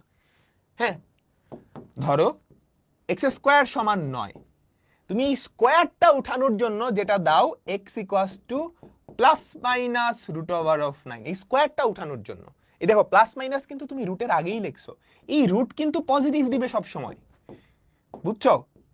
রুট 9 কিন্তু 3, রুট 9 এর ভ্যালু কিন্তু 3, এই প্লাস মাইনাস আগে থেকেই আগে চলে আসছে, বুঝছো? এই প্লাস মাইনাস কিন্তু এই স্কয়ারটা যখন উঠাইছো সেটার জন্য আসছে, রুটের জন্য আসে নাই। ক্লিয়ার? বলো বলো বলো সবাই, ক্লিয়ার? এই রুটের জন্য কখনোই প্লাস মাইনাস আসে নাই, স্কয়ারটা উঠানোর জন্য প্লাস মাইনাস আসছে, স্কয়ারটা উঠানোর জন্য প্লাস মাইনাস আসছে।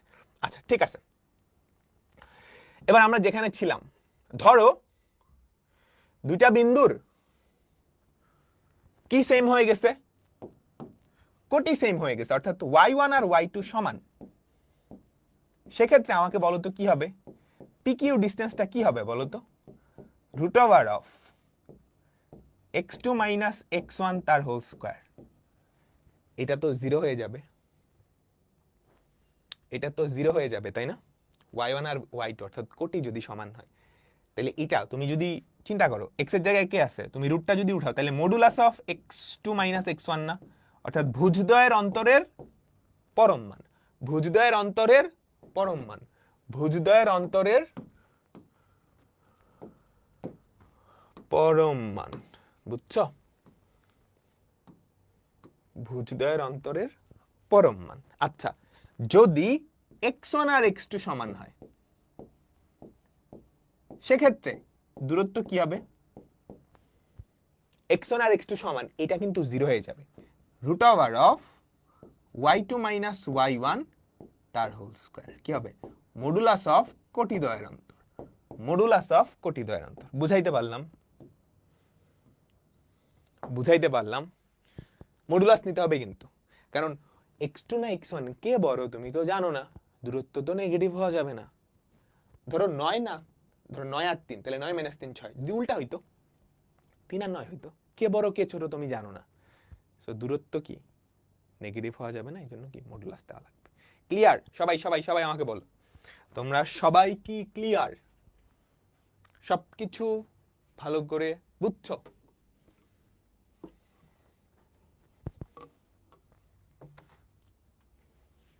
দেখো রুট ওভার অফ, এই যে root over of x square না, এক্স এর জায়গায় কে আছে? এই জিনিসটা না, চিন্তা করো, আমরা একটু আগেই শিখলাম যে root over of x square মানে হচ্ছে মডুলাস অফ এক্স। এখানে চিন্তা করো তো এক্স এর জায়গায় কে আছে? x2 মাইনাস x1, তাহলে স্কোয়ার আর রুট কাটা দিলে কি হয়ে যাবে? মডুলাস উঠবে। আর এটা কখন? যখন কোটি দুইটা সমান, y2 আর y2 সমান, y2 আর y1 সমান, তাহলে এটা 0 হয়ে যাবে না, তাহলে রুট ওভার অফ খালি এটা স্কোয়ার থাকবে, ফর্মুলা ভেঙে এটা, এটা চিত্র আঁকায় খুব সুন্দর করে তুমি এক্সপ্লেন করতে পারবা। যখন চিন্তা করো তো, যখন দুইটা বিন্দুর কোটি সমান হবে, এই যে কাহিনীটা এরকম না, দুইটা বিন্দুর কোটি সমান, এই যে এই দুইটা বিন্দুর কোটি কিন্তু সমান, তুমি চিন্তা করে দেখো এই দুইটা বিন্দুর কোটি কিন্তু সমান, তাদের মধ্যবর্তী দূরত্ব কি? ভুজদ্বয়ের অন্তর। এখানে x2 বড়, এই জন্য তুমি পরম মানটা নাও নাই, কিন্তু যদি x1 বড় হইতো তো মডুলাস নেওয়া লাগতো। এই বুঝছো? বুঝছো? বুঝছো? এই যে এই বিন্দু আর এই বিন্দু, তাদের দুজনের কোটি সেম, কিন্তু এটারও কোটি y1, এটারও কোটি y1, তাদের মধ্যবর্তী দূরত্ব কি? ভুজদ্বয়ের অন্তর তার পরম মান। পরম মান কেন? দূরত্ব নেগেটিভ হয় না, এই জন্য। এই দুইটা বিন্দুর কি সমান বলো তো? ভুজ সমান, তাই না? এখানের ভুজ যদি x2 হয়, এটার ভুজ x2, তাদের মধ্যবর্তী দূরত্ব কি দেখো তো? কোটিদ্বয়ের অন্তর না? কিন্তু দূরত্ব যেহেতু আমরা পরম মান নিব, দূরত্ব যেহেতু আমরা পরম মান নিব। এবার বুঝছো? ভিজুয়ালাইজেশনটা হইছে? ভিজুয়ালাইজেশনটা কি হইছে? আমাকে বলো তো তোমাদের ভিজুয়ালাইজেশনটা হয়েছে না? হয়েছে। ডান ডান। আচ্ছা, আমি এখানে ফর্মুলাটা সুন্দর করে লিখে দিছি, এই যে এখানটায় লেখা আছে, জাস্ট একটু ক্যাপচার করে নাও, মাথায় টাস করে ক্যাপচার করে নাও। পি আর কিউ দুইটা বিন্দু, তাদের ভুজকোটি দেওয়া আছে, তাদের মধ্যবর্তী দূরত্ব এরকম, ভুজদ্বয়, এগুলো আসলে আলাদা করে মুখস্থ করার কিছু নাই, ঠাস করে তোমার মাথায় ঢুকে যাবে এই ফর্মুলা। এটা শিখলে বাকিগুলো অটোমেটিক্যালি ঠাস করে মাথায় ঢুকে যাবে। হ্যাঁ, ঠাস করে মাথায় ঢুকে যাবে।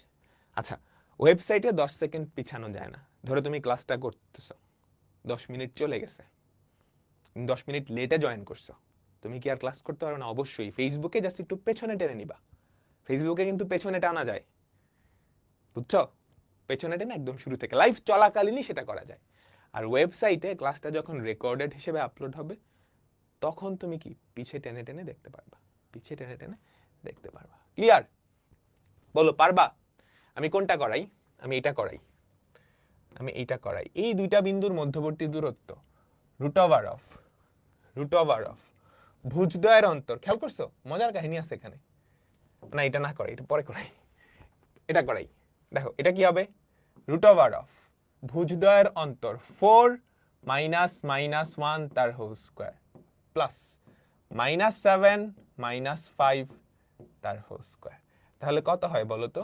Root over of 5 square plus 12 square, এটা কত হয়? 13।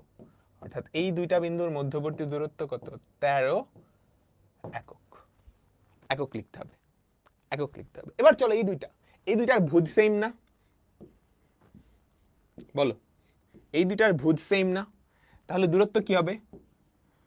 মডুলাস অফ কোটিদ্বয়ের অন্তর -7 -5, তাহলে কত হয়? -12। মডুলাস করলে কত হবে? 12 একক। মডুলাস করলে কত হবে? 12 একক। ক্লিয়ার? বলো পরেরটাই যাও তো। পরেরটা সবাই আমাকে অ্যান্সার বলো, পরেরটা সবাই আমাকে অ্যান্সার বলো, পরেরটা সবাই আমাকে অ্যান্সার বলো। এই দুইটার কোটে কিন্তু সেম, তাহলে দূরত্ব কি হবে? দূরত্ব কি হবে? মডুলাস অফ ভুজদ্বয়ের অন্তর, সেটা কত? 5 একক। 5 একক। ঠিক আছে, এই তো সুন্দর, সবাই পারছো, সবাই পারছো, সুন্দর সুন্দর। সবাই তো নোটও করতেছো। পরেরটাই যাই। এই দুইটা বিন্দুর মধ্যবর্তী দূরত্ব, এই দুইটা বিন্দুর মধ্যবর্তী দূরত্ব বলো। এগুলো কোয়েশ্চেন সাধারণত এমসিকিউতে আসে বা সিকিউর কতে। এমসিকিউ বা সিকিউর ক। এমসিকিউতে আসলে তো কিছু করারই দরকার নেই। সিকিউর কতে আসলে তুমি বিন্দু দুইটার সুন্দর একটা নাম দিবা। এ বিন্দু হচ্ছে এ কমা মাইনাস এ, বি বিন্দু হচ্ছে বি কমা মাইনাস বি। তাহলে এই দুইটা বিন্দুর মধ্যবর্তী দূরত্ব এ বি সমান, তুমি চাইলে বাংলায় লিখতে পারো এ ও বি বিন্দুর মধ্যবর্তী দূরত্ব, এ ও বি বিন্দুর মধ্যবর্তী দূরত্ব ভুজদ্বয়ের অন্তর অর্থাৎ A minus B whole square plus কোটিদ্বয়ের অন্তর minus A minus minus B whole square. Clear? এখন আমাকে একটা জিনিস বলো তো, A minus B whole square যেই কথা, B minus A whole square একই জিনিস না? ফর্মুলা ভাঙায়ও দেখো সেম জিনিস আসে। A minus B whole square যেই কথা, A minus B whole square যেই কথা, B minus A whole square একই কথা না? তাহলে আমি কি লিখতে পারি? এখানে আসলে দুইটা এ মাইনাস বি হোল স্কয়ার আছে। দেখো এ মাইনাস বি হোল স্কয়ার যেই কথা, B minus A whole square একই কথা।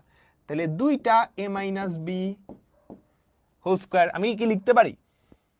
দুইটা সেম জিনিস যোগ আছে, x plus x two x. আচ্ছা, এবার দেখো 2 কে যদি রুট করো, √2 root over of A minus B whole square, বলো এটাকে রুট করলে কি হবে? শিখাইছি কিন্তু ভুল করা যাবে না। Root over of A minus B whole square এটাকে করলে কি হবে? এটাকে করলে কি এ মাইনাস বি আসবে? না, কিন্তু এটাকে করলে এ মাইনাস বি না, এটা করলে কি আসবে? এটা করলে কি আসবে? হ্যাঁ, 0।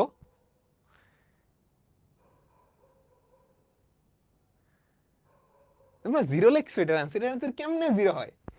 a minus B whole square, আর এটা দেখো B minus A whole square, same জিনিস। এটাকে ফর্মুলা ভাঙো, A square minus two A B plus B square. এটা কি? B square minus two A B plus A square, same জিনিস। এটাও A minus B whole square, এটাও A minus B whole square. 3 square আর minus 3 whole square, same জিনিস না? বুঝছো? এটা আসলে কি আসবে? আসলে আসবে modulus of A minus B, modulus of A minus b. তোমাদের সেকেন্ড পেপারের প্রথম চ্যাপ্টার বাস্তব সংখ্যা, ওখানে এগুলো খুব ভালো করে পড়বা। তাইলে টুকে রুট করলে হবে √2, এই জিনিসটাকে রুট করলে হবে modulus of A minus B, modulus of A minus B একক, modulus of A minus B একক। তোমরা কি বুঝতে পারছো?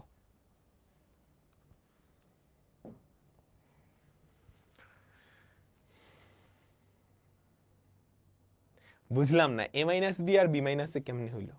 এই ভুজদ্বয়ের অন্তর, এই যে ভুজদ্বয়ের অন্তর, এটা মাইনাস এটা এ মাইনাস বি, তারপর এই যে মাইনাস এ থেকে তুমি যদি মাইনাস বি বাদ দাও, তাহলে minus A minus A plus, তাহলে এটা এ মাইনাস বি হোল স্কোয়ার, এটা B minus A whole square. এগুলো কোন ক্লাসে শিখছো?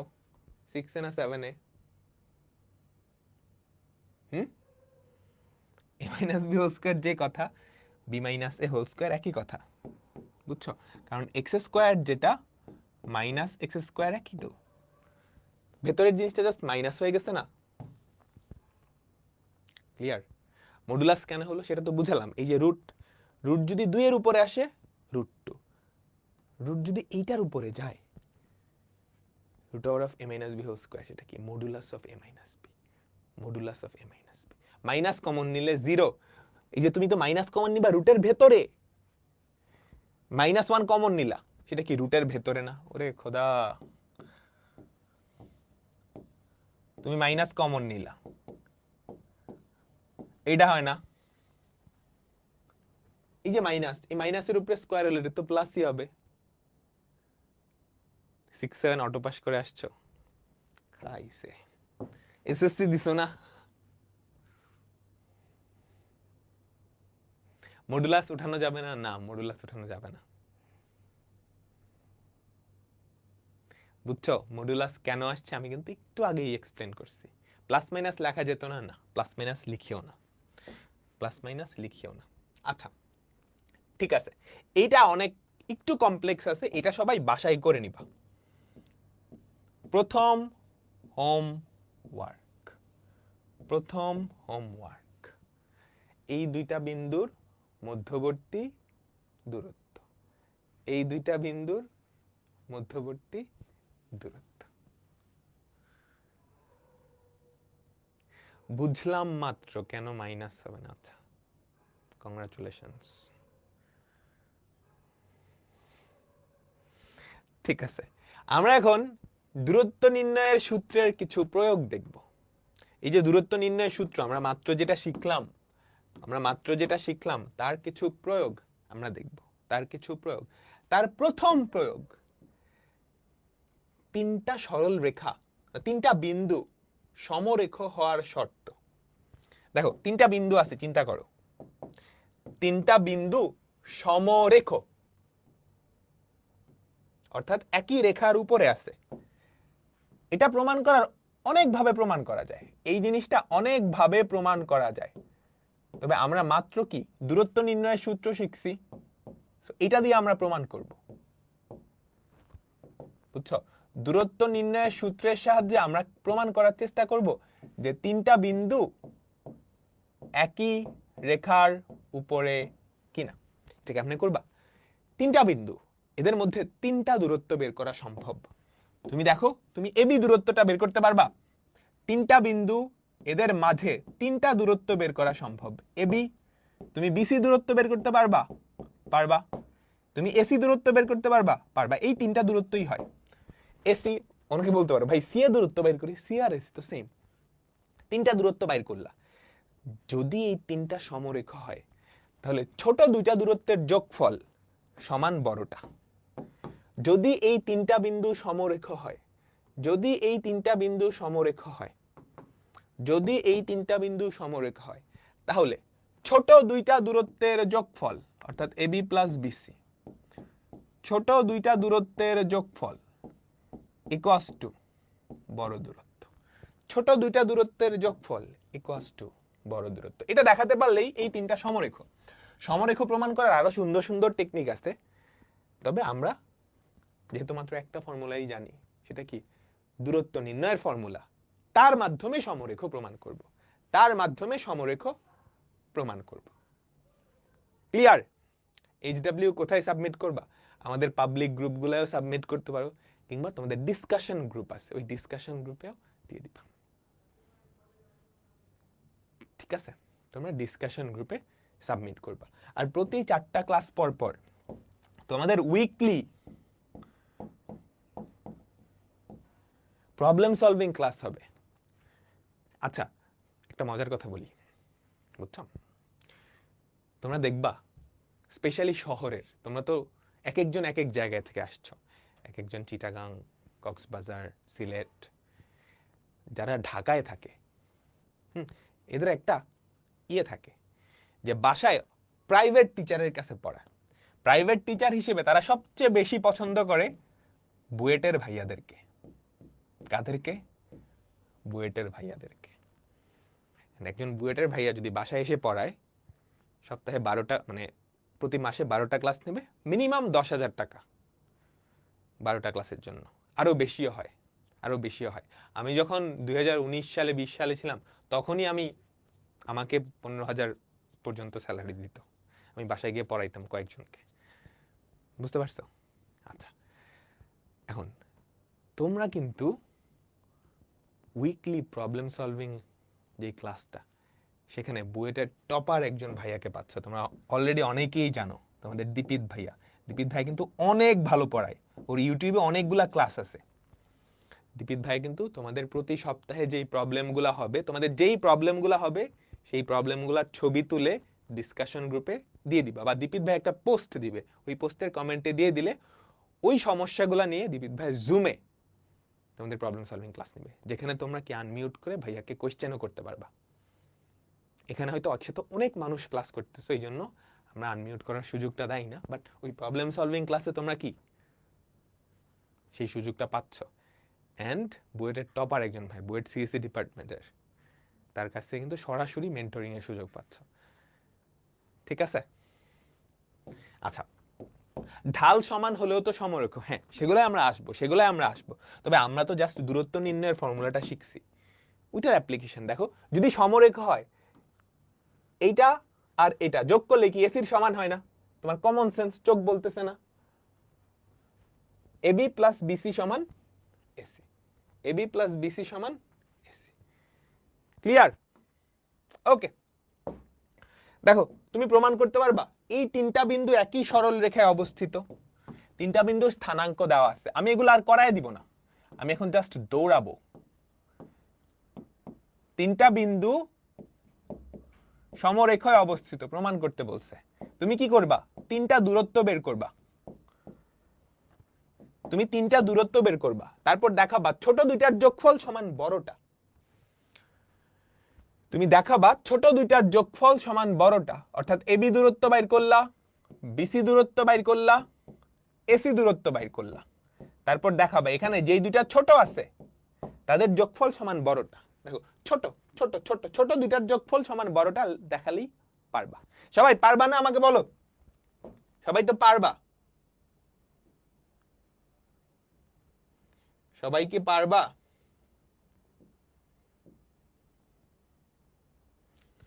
সবাই কি পারবা? আচ্ছা, ঠিক আছে, ঠিক আছে, পারবা। এগুলা ক্লাস 9-10 এর। আমরা এখন তিনটা বিন্দু যদি দেওয়া থাকে, তারা কখন ত্রিভুজ গঠন করবে আমাকে বলো তো?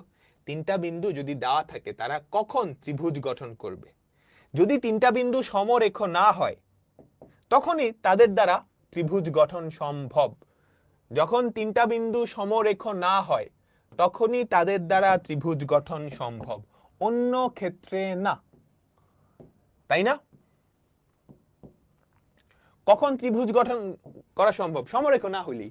সমরেখ হয়ে গেলে তখন আর ত্রিভুজ হয় না। সমরেখ হয়ে গেলে তখন আর ত্রিভুজ হয় না।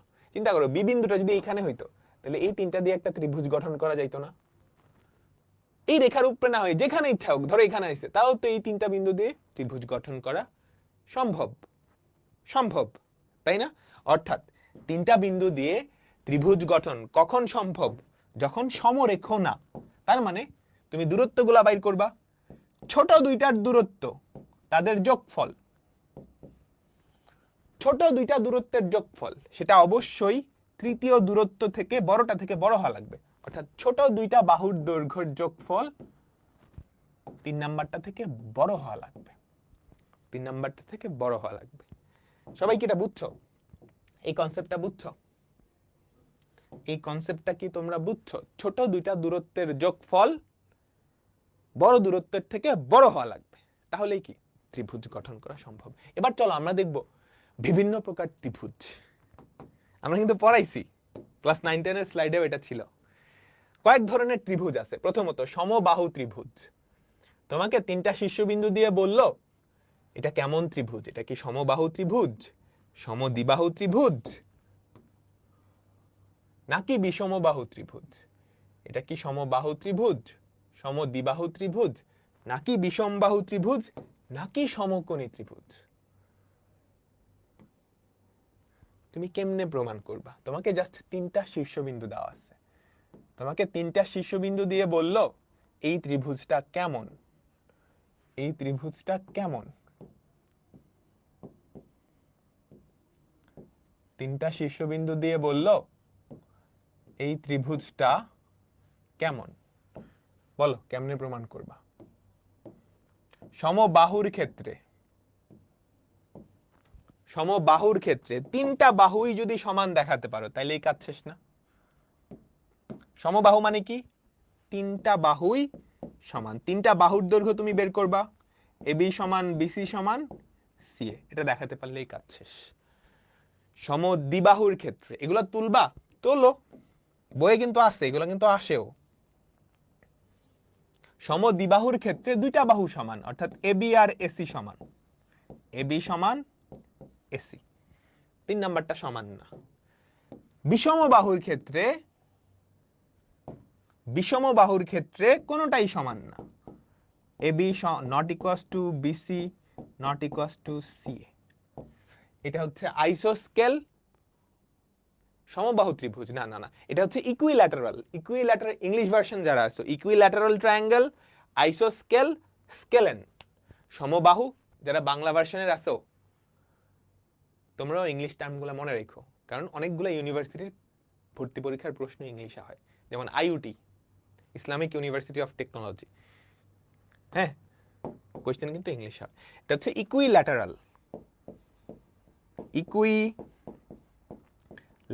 বা সমবাহু। এটা হচ্ছে আইসোস্কেল ট্রায়াঙ্গেল, বুঝছো? এটা হচ্ছে স্কেলেন। স্কেলেনের দেখো তো বানানটা ঠিক আছে কিনা, বানানটা আমি এক্স্যাক্টলি জানি না। স্কেলেন, LAN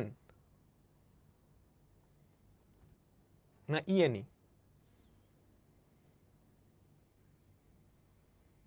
ঠিক আছে, ঠিক আছে। আর এটা হচ্ছে রাইট অ্যাঙ্গেল ট্রায়াঙ্গেল বা সমকোণী ত্রিভুজ। সমকোণী ত্রিভুজ, সমকোণী ত্রিভুজ কি? পিথাগোরাস। অতিভুজ তার বর্গ সমান ভূমি স্কয়ার প্লাস লম্ব স্কয়ার, ভূমি স্কয়ার প্লাস লম্ব স্কয়ার সমান অতিভুজ স্কয়ার, ভূমি স্কয়ার প্লাস লম্ব স্কয়ার সমান অতিভুজ স্কয়ার। দেখো এরকম অনেকগুলো অঙ্ক আছে, তোমরা এগুলো করে নিতে পারবা, পারবা?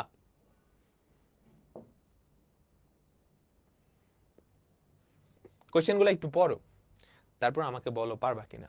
দেখাও যে এই তিনটা বিন্দু একটা সমদ্বিবাহু ত্রিভুজের শীর্ষবিন্দু। দুইটা বাহু সমান দেখালেই হবে, দুটা বাহু সমান দেখালেই হবে। দেখাও যে এটা এটা এটা একটা সমবাহু ত্রিভুজের শীর্ষবিন্দু। তিনটা বাহুর দৈর্ঘ্য সমান, তিনটা বাহুর দৈর্ঘ্য সমান। দেখাও যে এই তিনটা বিন্দু একটা সমকোণী ত্রিভুজের শীর্ষবিন্দু। পিথাগোরাস ক্ষেত্রফল কেমনে বের করবা? হাফ ইন্টু লম্ব ইন্টু ভূমি, অর্থাৎ ছোট দুইটা বাহুর গুণফল ইন্টু হাফ। বড়টা তো অতিভুজ, বাকি দুইটা কি? ভূমি আর লম্ব, ভূমি আর লম্ব। দেখাও যে এই তিনটা বিন্দু একটা সমদ্বিবাহু সমকোণী ত্রিভুজ, সমদ্বিবাহু সমকোণী ত্রিভুজ। তার মানে দুইটা বাহু সমান এবং পিথাগোরাস মাইনা চলে। দুইটা বাহু সমান এবং পিথাগোরাস মেনে চলে। ঠিক আছে, ওকে। এবার চলো আমরা চতুর্ভুজটায় চলে আসি। চতুর্ভুজ, বিভিন্ন ধরনের চতুর্ভুজ আছে। মূলত আমরা 4 ধরনের চতুর্ভুজ নিয়ে আলোচনা করব। প্রথমত সামান্তরিক বা প্যারালালোগ্রাম। সামান্তরিক ইংলিশ টার্ম হচ্ছে প্যারালালোগ্রাম। আয়ত বা রেক্ট্যাঙ্গেল, আয়ত বা রেক্ট্যাঙ্গেল। রম্বস বা রম্বস, রম্বসের ইংলিশটা রম্বসী। তারপর হচ্ছে বর্গ বা স্কয়ার, বর্গ বা স্কয়ার। ঠিক আছে, একটা চতুর্ভুজের কয়টা শীর্ষবিন্দু? একটা চতুর্ভুজের কয়টা শীর্ষবিন্দু? 4টা শীর্ষবিন্দু। একটা চতুর্ভুজে, সবাই আঁকাও, কয়টা শীর্ষবিন্দু? 4টা শীর্ষবিন্দু। একটা চতুর্ভুজের কয়টা শীর্ষবিন্দু? 4টা শীর্ষবিন্দু। তোমাকে একটা চতুর্ভুজের 4টা শীর্ষবিন্দু দিয়ে বলবে এটা কি? এটা কি সামান্তরিক, আয়ত, রম্বস নাকি বর্গ? বুঝছো? এটা কি সামান্তরিক, আয়ত, রম্বস নাকি বর্গ?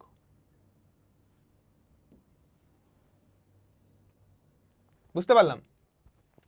এখন চতুর্ভুজের 4টা বাহু, চতুর্ভুজের 4টা বাহু, 4টা কোণ, 4টা কোণ।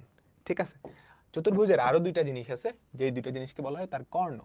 একটা চতুর্ভুজের 2টা কর্ণ, এই একটা কর্ণ, এই একটা কর্ণ, এই একটা কর্ণ, এই একটা কর্ণ, তাই না? এই একটা কর্ণ, এই একটা কর্ণ, এই একটা কর্ণ, এই একটা কর্ণ। আচ্ছা, একটা চতুর্ভুজের সামান্তরিক হওয়ার শর্ত বিপরীত বাহু 2টা সমান এবং সমান্তরাল। বিপরীত বাহু 2টা সমান এবং সমান্তরাল, তাহলেই সেটা সামান্তরিক।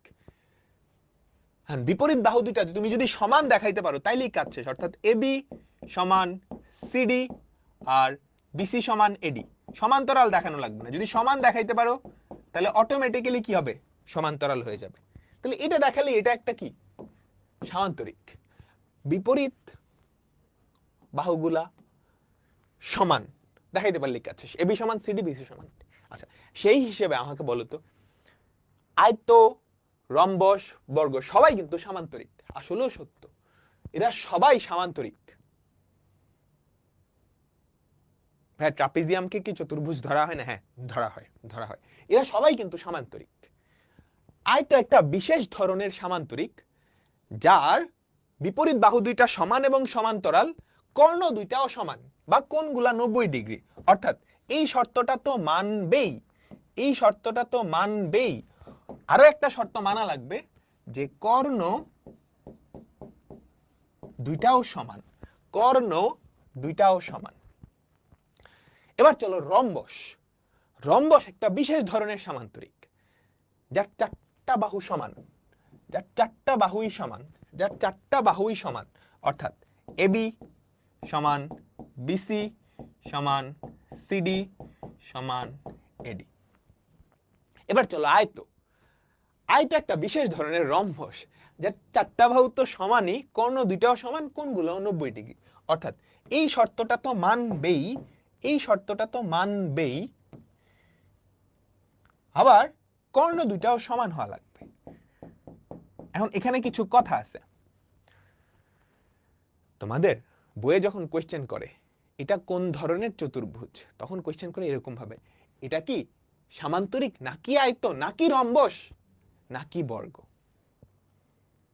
হ্যাঁ, তখন এই সামান্তরিক আর আয়ত এই দুটা কিন্তু আলাদা হয়ে যায়। অথচ কথা ছিল আয়ত হলে সেটা কিন্তু সামান্তরিক হবেই। তো সেই সংজ্ঞাটা মিট করতে আমরা আরো কিছু শর্ত দেই। আয়ত মানে আয়ত, সামান্তরিক মানে সামান্তরিক। আয়ত সামান্তরিক হবে না, আমরা এমন ভাবে একটা শর্ত দিয়ে দিই। বুঝছো? কিন্তু আসলে আয়ত কিন্তু সামান্তরিক সংজ্ঞা অনুসারে।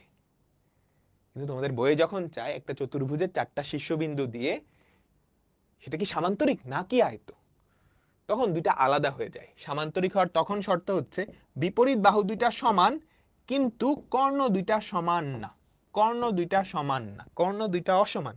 সিমিলার কাহিনী রম্বসের ক্ষেত্রে হয়। রম্বসের চারটা বাহু সমান, চারটা বাহু সমান তো এটারই, তাহলে সেই হিসেবে এটাও তো রম্বস হওয়ার কথা। তোমাদের বইয়ে অঙ্কর সুবিধার্থে রম্বস হওয়ার জন্য চারটা বাহু সমান কিন্তু কর্ণ দুইটা অসমান। কাহিনী বুঝছো সবাই?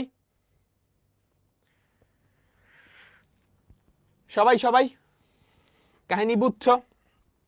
অর্থাৎ একটা চতুর্ভুজের চারটা শীর্ষবিন্দু দিয়ে যদি বলে সেটা কোন ধরনের চতুর্ভুজ, তোমাকে চারটা বাহুর দৈর্ঘ্য বের করতে হবে, দুইটা কর্ণের দৈর্ঘ্য বের করতে হবে, তারপর এটার উপর ডিসিশন নেওয়া লাগবে, এটার উপর ডিসিশন নেওয়া লাগবে। চারটা বাহুর দৈর্ঘ্য, দুইটা কর্ণ, বিপরীত বাহু দুইটা সমান এবং কর্ণ দুইটা অসমান হলে সেটাকে আমরা বলবো সামান্তরিক, সেটাকে আমরা বলবো সামান্তরিক, যার ইংলিশ টার্ম হচ্ছে প্যারালালোগ্রাম। প্যারালালোগ্রাম বানান ভুল হলে ইয়ে করে, এটা হচ্ছে রেক্ট্যাঙ্গেল, এটা হচ্ছে রম্বাস, এটা হচ্ছে স্কয়ার বা বর্গ। ঠিক আছে, ঠিক আছে ভাইয়া, হোমওয়ার্ক এসিএস এর বই থেকে, হ্যাঁ আমরা পরবর্তীতে আস্তে আস্তে এসিএস এর বই থেকেই দিব হোমওয়ার্ক, বুঝছো? আজকে আপাতত জাস্ট স্লাইডের হোমওয়ার্ক গুলাই হবে। ঠিক আছে, সবাই বুঝতে পারছো? ঠিক আছে, দেখো পারবা এগুলা? আমাকে বলো, এখানে কিছু অঙ্ক আছে, পারবা এগুলা? প্রমাণ করো যে এই চারটা শীর্ষবিন্দু একটা সামান্তরিক, তাহলে কি দেখাবা? বিপরীত বাহু দুইটা সমান এবং কর্ণ দুইটা অসমান, বিপরীত বাহু দুইটা অসমান এবং কর্ণ দুইটা অসমান, তাই না ভাইয়া? স্কয়ার বাদে আর কারো কর্ণ কি সমান? হ্যাঁ, আয় তো। বিপরীত বাহু দুইটা সমান, কর্ণ দুইটা অসমান, আয় তো। বিপরীত বাহু দুইটাও সমান, কর্ণ দুইটাও সমান। রম্বস চারটা বাহু সমান, কর্ণ দুইটা অসমান। বর্গ চারটা বাহু সমান, কর্ণ দুইটাও সমান। ঠিক আছে, ক্লিয়ার? বলো বলো বলো বলো, সবাই কি ক্লিয়ার? আমরা পরেরটাই যাই। এটাও এটাও প্রমাণ করো যে এই চারটা বিন্দু একটা বৃত্তের উপর অবস্থিত যাদের কেন্দ্রের স্থানাঙ্ক হচ্ছে 3,2। বলো তো কেমনে প্রমাণ করবা? এগুলো করা লাগবে না, তুমি জাস্ট দেখো একটা বৃত্তের কেন্দ্র হচ্ছে 3,2, তোমাকে দেখাইতে বলছে এই যে চারটা বিন্দু 1,5, 6,2, 7,1, 0,2। এই চারটা বিন্দু এই বৃত্তের উপর অবস্থিত। কেমনে প্রমাণ করবা বলো তো? কেমনে প্রমাণ করবা? রেডিয়াস নিয়ে কেন্দ্র থেকে এই সবার দূরত্ব সমান সেটা দেখালেই হয়ে যায় না? কেন্দ্র থেকে এটার দূরত্ব, কেন্দ্র থেকে এটার দূরত্ব, কেন্দ্র থেকে এটার দূরত্ব আর এটার দূরত্ব, এই সবগুলো সমান দেখালেই হয়। এগুলো তোমরা পারো, এগুলো পরীক্ষায়ও আসে না। যেগুলো পরীক্ষায় আসে আমি বলবো আস্তে আস্তে, বলবো আস্তে আস্তে। পরেরটাই যাই। হ্যাঁ ঠিক আছে, এই প্রথম একটা অঙ্ক যেটা আমাদের পরীক্ষায় আসতে পারে। তোমরা যখন তোমরা বইটা নিছো না, বইটাতে একটু উল্টায় পাল্টায় দেখছো, দেখবা কিছু কিছু অঙ্কের নিচে এভাবে রেফারেন্স দেওয়া থাকে। রাজশাহী বোর্ড, সিলেট বোর্ড, হ্যাঁ এই বই কিংবা তোমাদের টেক্সট বইয়ে যখন দেখবা কিছু কিছু অঙ্কের নিচে এভাবে রেফারেন্স দেওয়া থাকে, তার মানে এটা রাজশাহী বোর্ড এইচএসসি পরীক্ষায় আসছে 2005 সালে, সিলেট বোর্ডে আসছে 2010 এবং 9 সালে। তো যে অঙ্কগুলা বোর্ড পরীক্ষায় আগে আসছে সেটা সামনেও আসতে পারে, সেটা সামনেও আসতে পারে। যেটা যত বেশিবার আসছে সেটা সামনে আসার সম্ভাবনা তত বেশি, বুঝছো? ফর এক্সাম্পল দেখো এটা কয়বার আসছে, এটার থেকে এটা বেশি আসছে, তাহলে এটা বেশি ইম্পর্টেন্ট। তার থেকে এটা বেশি আসছে, তাহলে এটা আরো ইম্পর্টেন্ট। মনে রাখবা, যে অঙ্ক বোর্ড পরীক্ষায় যত বেশিবার আসছে সেটা তত বেশি ইম্পর্টেন্ট, সেটা তত বেশি ইম্পর্টেন্ট। ক্লিয়ার? বই পাও নাই? পেয়ে যাবা, পেয়ে যাবা খুব শিগগির, খুব শিগগির।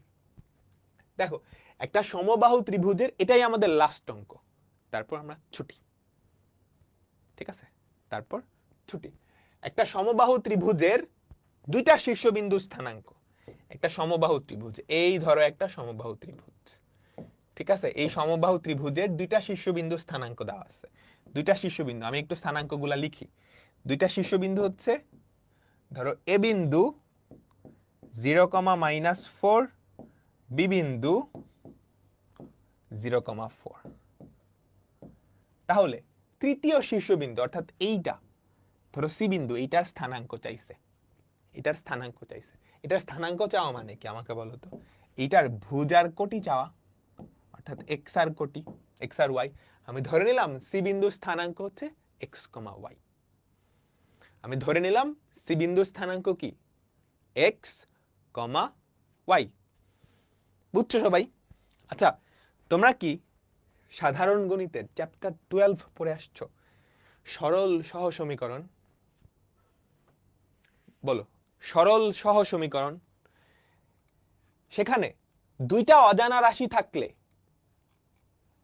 ওই দুইটা অজানা রাশি বের করার জন্য কয়টা সমীকরণ দরকার হয়? সরল সহ সমীকরণ, দুইটা অজানা রাশি থাকে না এক্স আর ওয়াই, সেই দুইটা বের করার জন্য দুইটা সমীকরণ দরকার, মানে দুইটা শর্ত দরকার। একটু মনে করে দেখো, একটু মনে করে দেখো। তাহলে এখানেও কি অজানা রাশি দুইটা না, এক্স আর ওয়াই? এখানেও কি অজানা রাশি দুইটা? তাহলে এই দুইটা বের করার জন্য আমার দুইটা শর্ত দরকার বা দুইটা সমীকরণ দরকার। ঠিক আছে, দুটা শর্ত দরকার বা দুইটা সমীকরণ দরকার। এখন দুইটা শর্ত আমরা বের করি তো প্রশ্ন মতে। দেখো দুইটা শর্ত কেমনে সম্ভব, কথা বুঝছো? দুইটা অজানা রাশি এক্স আর ওয়াই বের করার জন্য দুইটা শর্ত বা দুইটা সমীকরণ দরকার। দুইটা শর্ত কারা কারা? প্রথম আমাকে বলো তো, এটা আর এটা সমান। আমি বলতে পারি না এসি আর এবি সমান?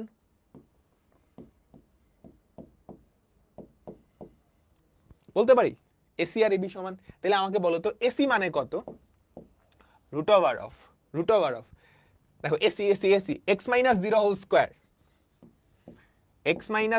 স্কোয়ার, প্লাস ওয়াই প্লাস 4 তার হোল স্কোয়ার। এবি কত? রুট ওভার অফ, দেখো এবি এবি এবি কত? এবি কত? 0 - 0 -4 -4, 0 স্কোয়ার প্লাস -4 তার হোল স্কোয়ার। তাহলে সবাই একটু মনোযোগ দাও, দেখো কত থাকে। দুই পাশে রুট আছে, তুমি দুই পাশে বর্গ করে দাও, দুই পাশে বর্গ করে দাও। দুই পাশে বর্গ করলে এখানে কি থাকে? X square plus y plus 4 whole square. বর্গ করে দিছো, -4 -4 -8, 8 স্কোয়ার কত? 64। 8 স্কোয়ার কত? 64। এটা তোমাদের 1 নাম্বার ইকুয়েশন, বুঝছো? এটা আমাদের কয় number equation? 1 number equation, 1 number শর্ত। দেখো একটা সমীকরণ আসছে। আচ্ছা, আমাদের আরো একটা শর্ত আছে। আবার বলো তো, আমি কি বলতে পারি এই বাহু আর এই বাহুও সমান, এসি আর বিসিও সমান? এই যে অনেকে কোশ্চেন করতেছে এসি আর বিসি হইতো না? হ্যাঁ, এসি আর বিসিও তো সমান। তাহলে আবার আমি লিখতে পারি এসি আর বিসি এই দুইটাও কিন্তু সমান। তাহলে এসি কত বলো তো? রুট ওভার অফ এসি কত? X minus 0 whole square plus y plus 4 তার হোল স্কোয়ার। বিসি কত? Root over of x minus 0 তার whole square plus y minus 4 তার হোল স্কোয়ার। দুই পাশ থেকে রুট উঠাও তো, দুই পাশ থেকে রুট উঠাও, দুই পাশ থেকে রুট উঠাও। বর্গ করলেই তো রুট উঠে যাবে, কি থাকবে? X square equals x square plus y plus 4 whole square equals to x square plus y minus 4 whole square. Clear কি সবাই? বলো আমাকে, বুঝতে পারছো? এখন দেখো তো, এই এক্স স্কোয়ার ঘ্যাচাং, এই এক্স স্কোয়ার ঘেঁচাং ভাইয়া 64 এর রুট হবে না? আমি দুই পাশে বর্গ করছি, এই যে এখানেও কিন্তু একটা রুট ছিল ভাইয়া, এখানে একটা ছিল, দুটাকে উঠায় দিছি বর্গ করে। তুমি চাইলে সাইড নোট দিতে পারো এখানে, বর্গ করে। আচ্ছা, এবার ফর্মুলাটা ভাঙাও তো। y প্লাস 4 হোল স্কোয়ার কি হয়? y square plus 8y plus 16 equals to y square minus 8y plus 16। ঠিক আছে, এখন আমাকে বলো এই y স্কোয়ার ঘেঁচান, তাহলে কত থাকে?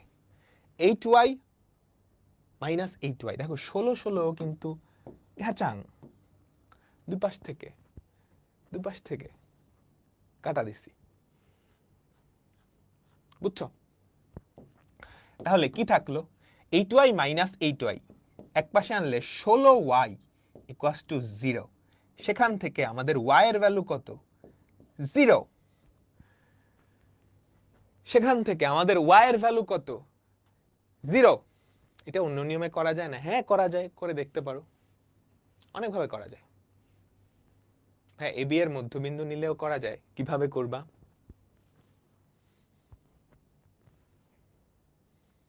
আচ্ছা, y এর ভ্যালু 0 তুমি যদি এখানে বসায় দাও, তাহলে দেখো তো কত পাও। y এর ভ্যালু 0 যদি এখানে বসাও, x স্কোয়ার প্লাস y এর ভ্যালু পেয়ে গেছো, তোমার x এর ভ্যালু লাগবে না, ইকুয়ালস টু 64। তাহলে x স্কোয়ার সমান 32, তাই না? 32 না 48, 16 48। তাহলে সেখান থেকে x এর ভ্যালু পাবা প্লাস মাইনাস 4√3। বুঝছো? তুমি স্কোয়ার উঠাইছো, এই জন্য প্লাস মাইনাস আসছে, রুটের কারণে না। Plus minus √48, plus minus √48। ঠিক আছে ভাইয়া, এত সহজ লাগতেছে, সবকিছু তো পারি। রুকো যারা, ওয়েট করো। প্রথম ক্লাসে কি সবকিছু আমরা কঠিনে যাব নাকি? ধীরে সুস্থে, একটা ক্লাস, দুইটা ক্লাস, তিনটা ক্লাস, চারটা ক্লাস, পাঁচটা ক্লাস, তারপর তোমাদের কাছেই যাদের সহজ লাগতেছে ওরাই কি কান্নাকাটি শুরু করে দিবা, বুঝছো? সহজ জিনিসতে আমরা আস্তে আস্তে শুরু করি। আমি তো বললামই, এগুলা 50% তুমি এসএসসি তে পড়ে আসছো। তার মানে আমাদের অ্যান্সার কি? আমাদের সি বিন্দুর কিন্তু দুইটা স্থানাঙ্ক পাওয়া গেছে। ব্যাপারটা কিন্তু মজার। আমাদের সি বিন্দু অর্থাৎ তৃতীয় শীর্ষবিন্দু দুইটা স্থানাঙ্ক পাওয়া গেছে। একটা হচ্ছে 4√3,0, আরেকটা হচ্ছে -4√3,0। কেমনে সম্ভব? আসলে সম্ভব। সবার তোলা হইছে?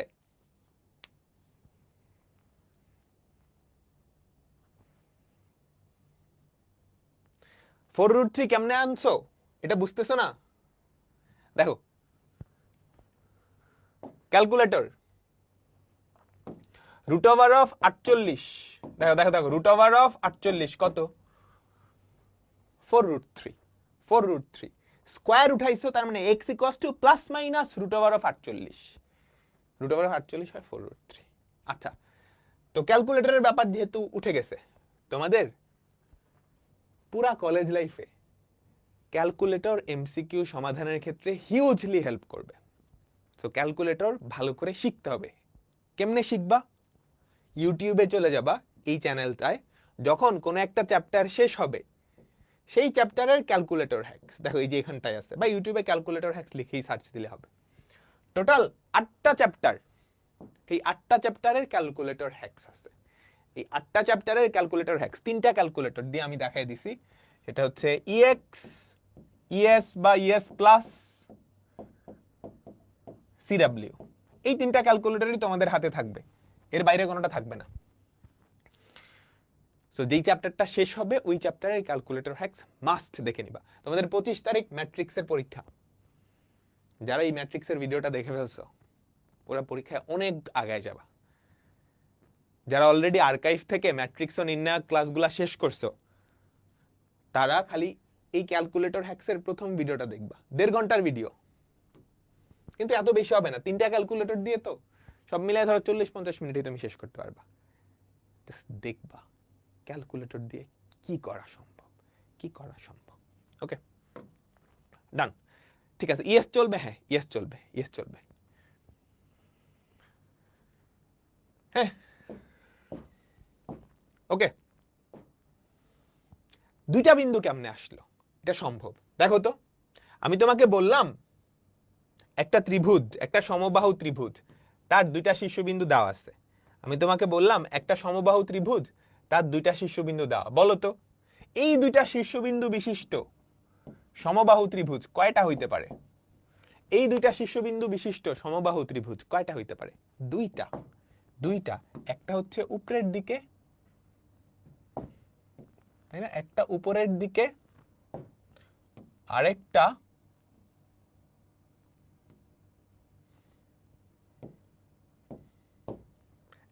উপরের দিকে, আরেকটা কি নিচের দিকে, তাই না? Common sense. তাহলে আসলে তৃতীয় যে শীর্ষবিন্দুটা, তার স্থানাঙ্ক কয়টা পাওয়া যাবে? এমএস ক্যালকুলেটর চলবে না। এমএস ক্যালকুলেটর যাদের আছে চেঞ্জ করো। ঠিক আছে, তাইলে ডান। আমাদের আজকের ক্লাস শেষ। সো এখন আমি আজকের ক্লাসে যা যা পড়াইছি সবগুলো একটু সুন্দর করে রিভিউ করে নিবা। আজকের ক্লাসের কোনো হোমওয়ার্ক নাই। স্লাইডে যেগুলা দিছি চাইলে ওগুলা হোমওয়ার্ক করতে পারো, না করলেও কোনো অসুবিধা নেই। তাহলে ফাইনাল আনসার দুইটা, আমাদের দুইটা শীর্ষবিন্দু, সি এইটা বা এইটা। সুতরাং তৃতীয় শীর্ষবিন্দুর স্থানাঙ্ক 4√3,0 বা -4√3,0। ক্লিয়ার? 4√3,0 বা -4√3,0। ঠিক আছে, তো আমাদের ক্লাসের যে রেকর্ডিং সেটা কিন্তু কোথায় থাকবে? ওয়েব অ্যাপে থাকবে। সেটা কোথায় থাকবে? ওয়েব অ্যাপে থাকবে। সবার ওয়েব অ্যাপ অ্যাক্সেস পাইছো? কারো যদি ওয়েব অ্যাপের অ্যাক্সেস না থাকে বা পাইতে অসুবিধা হয়, এই নাম্বারটায় কল দিবা।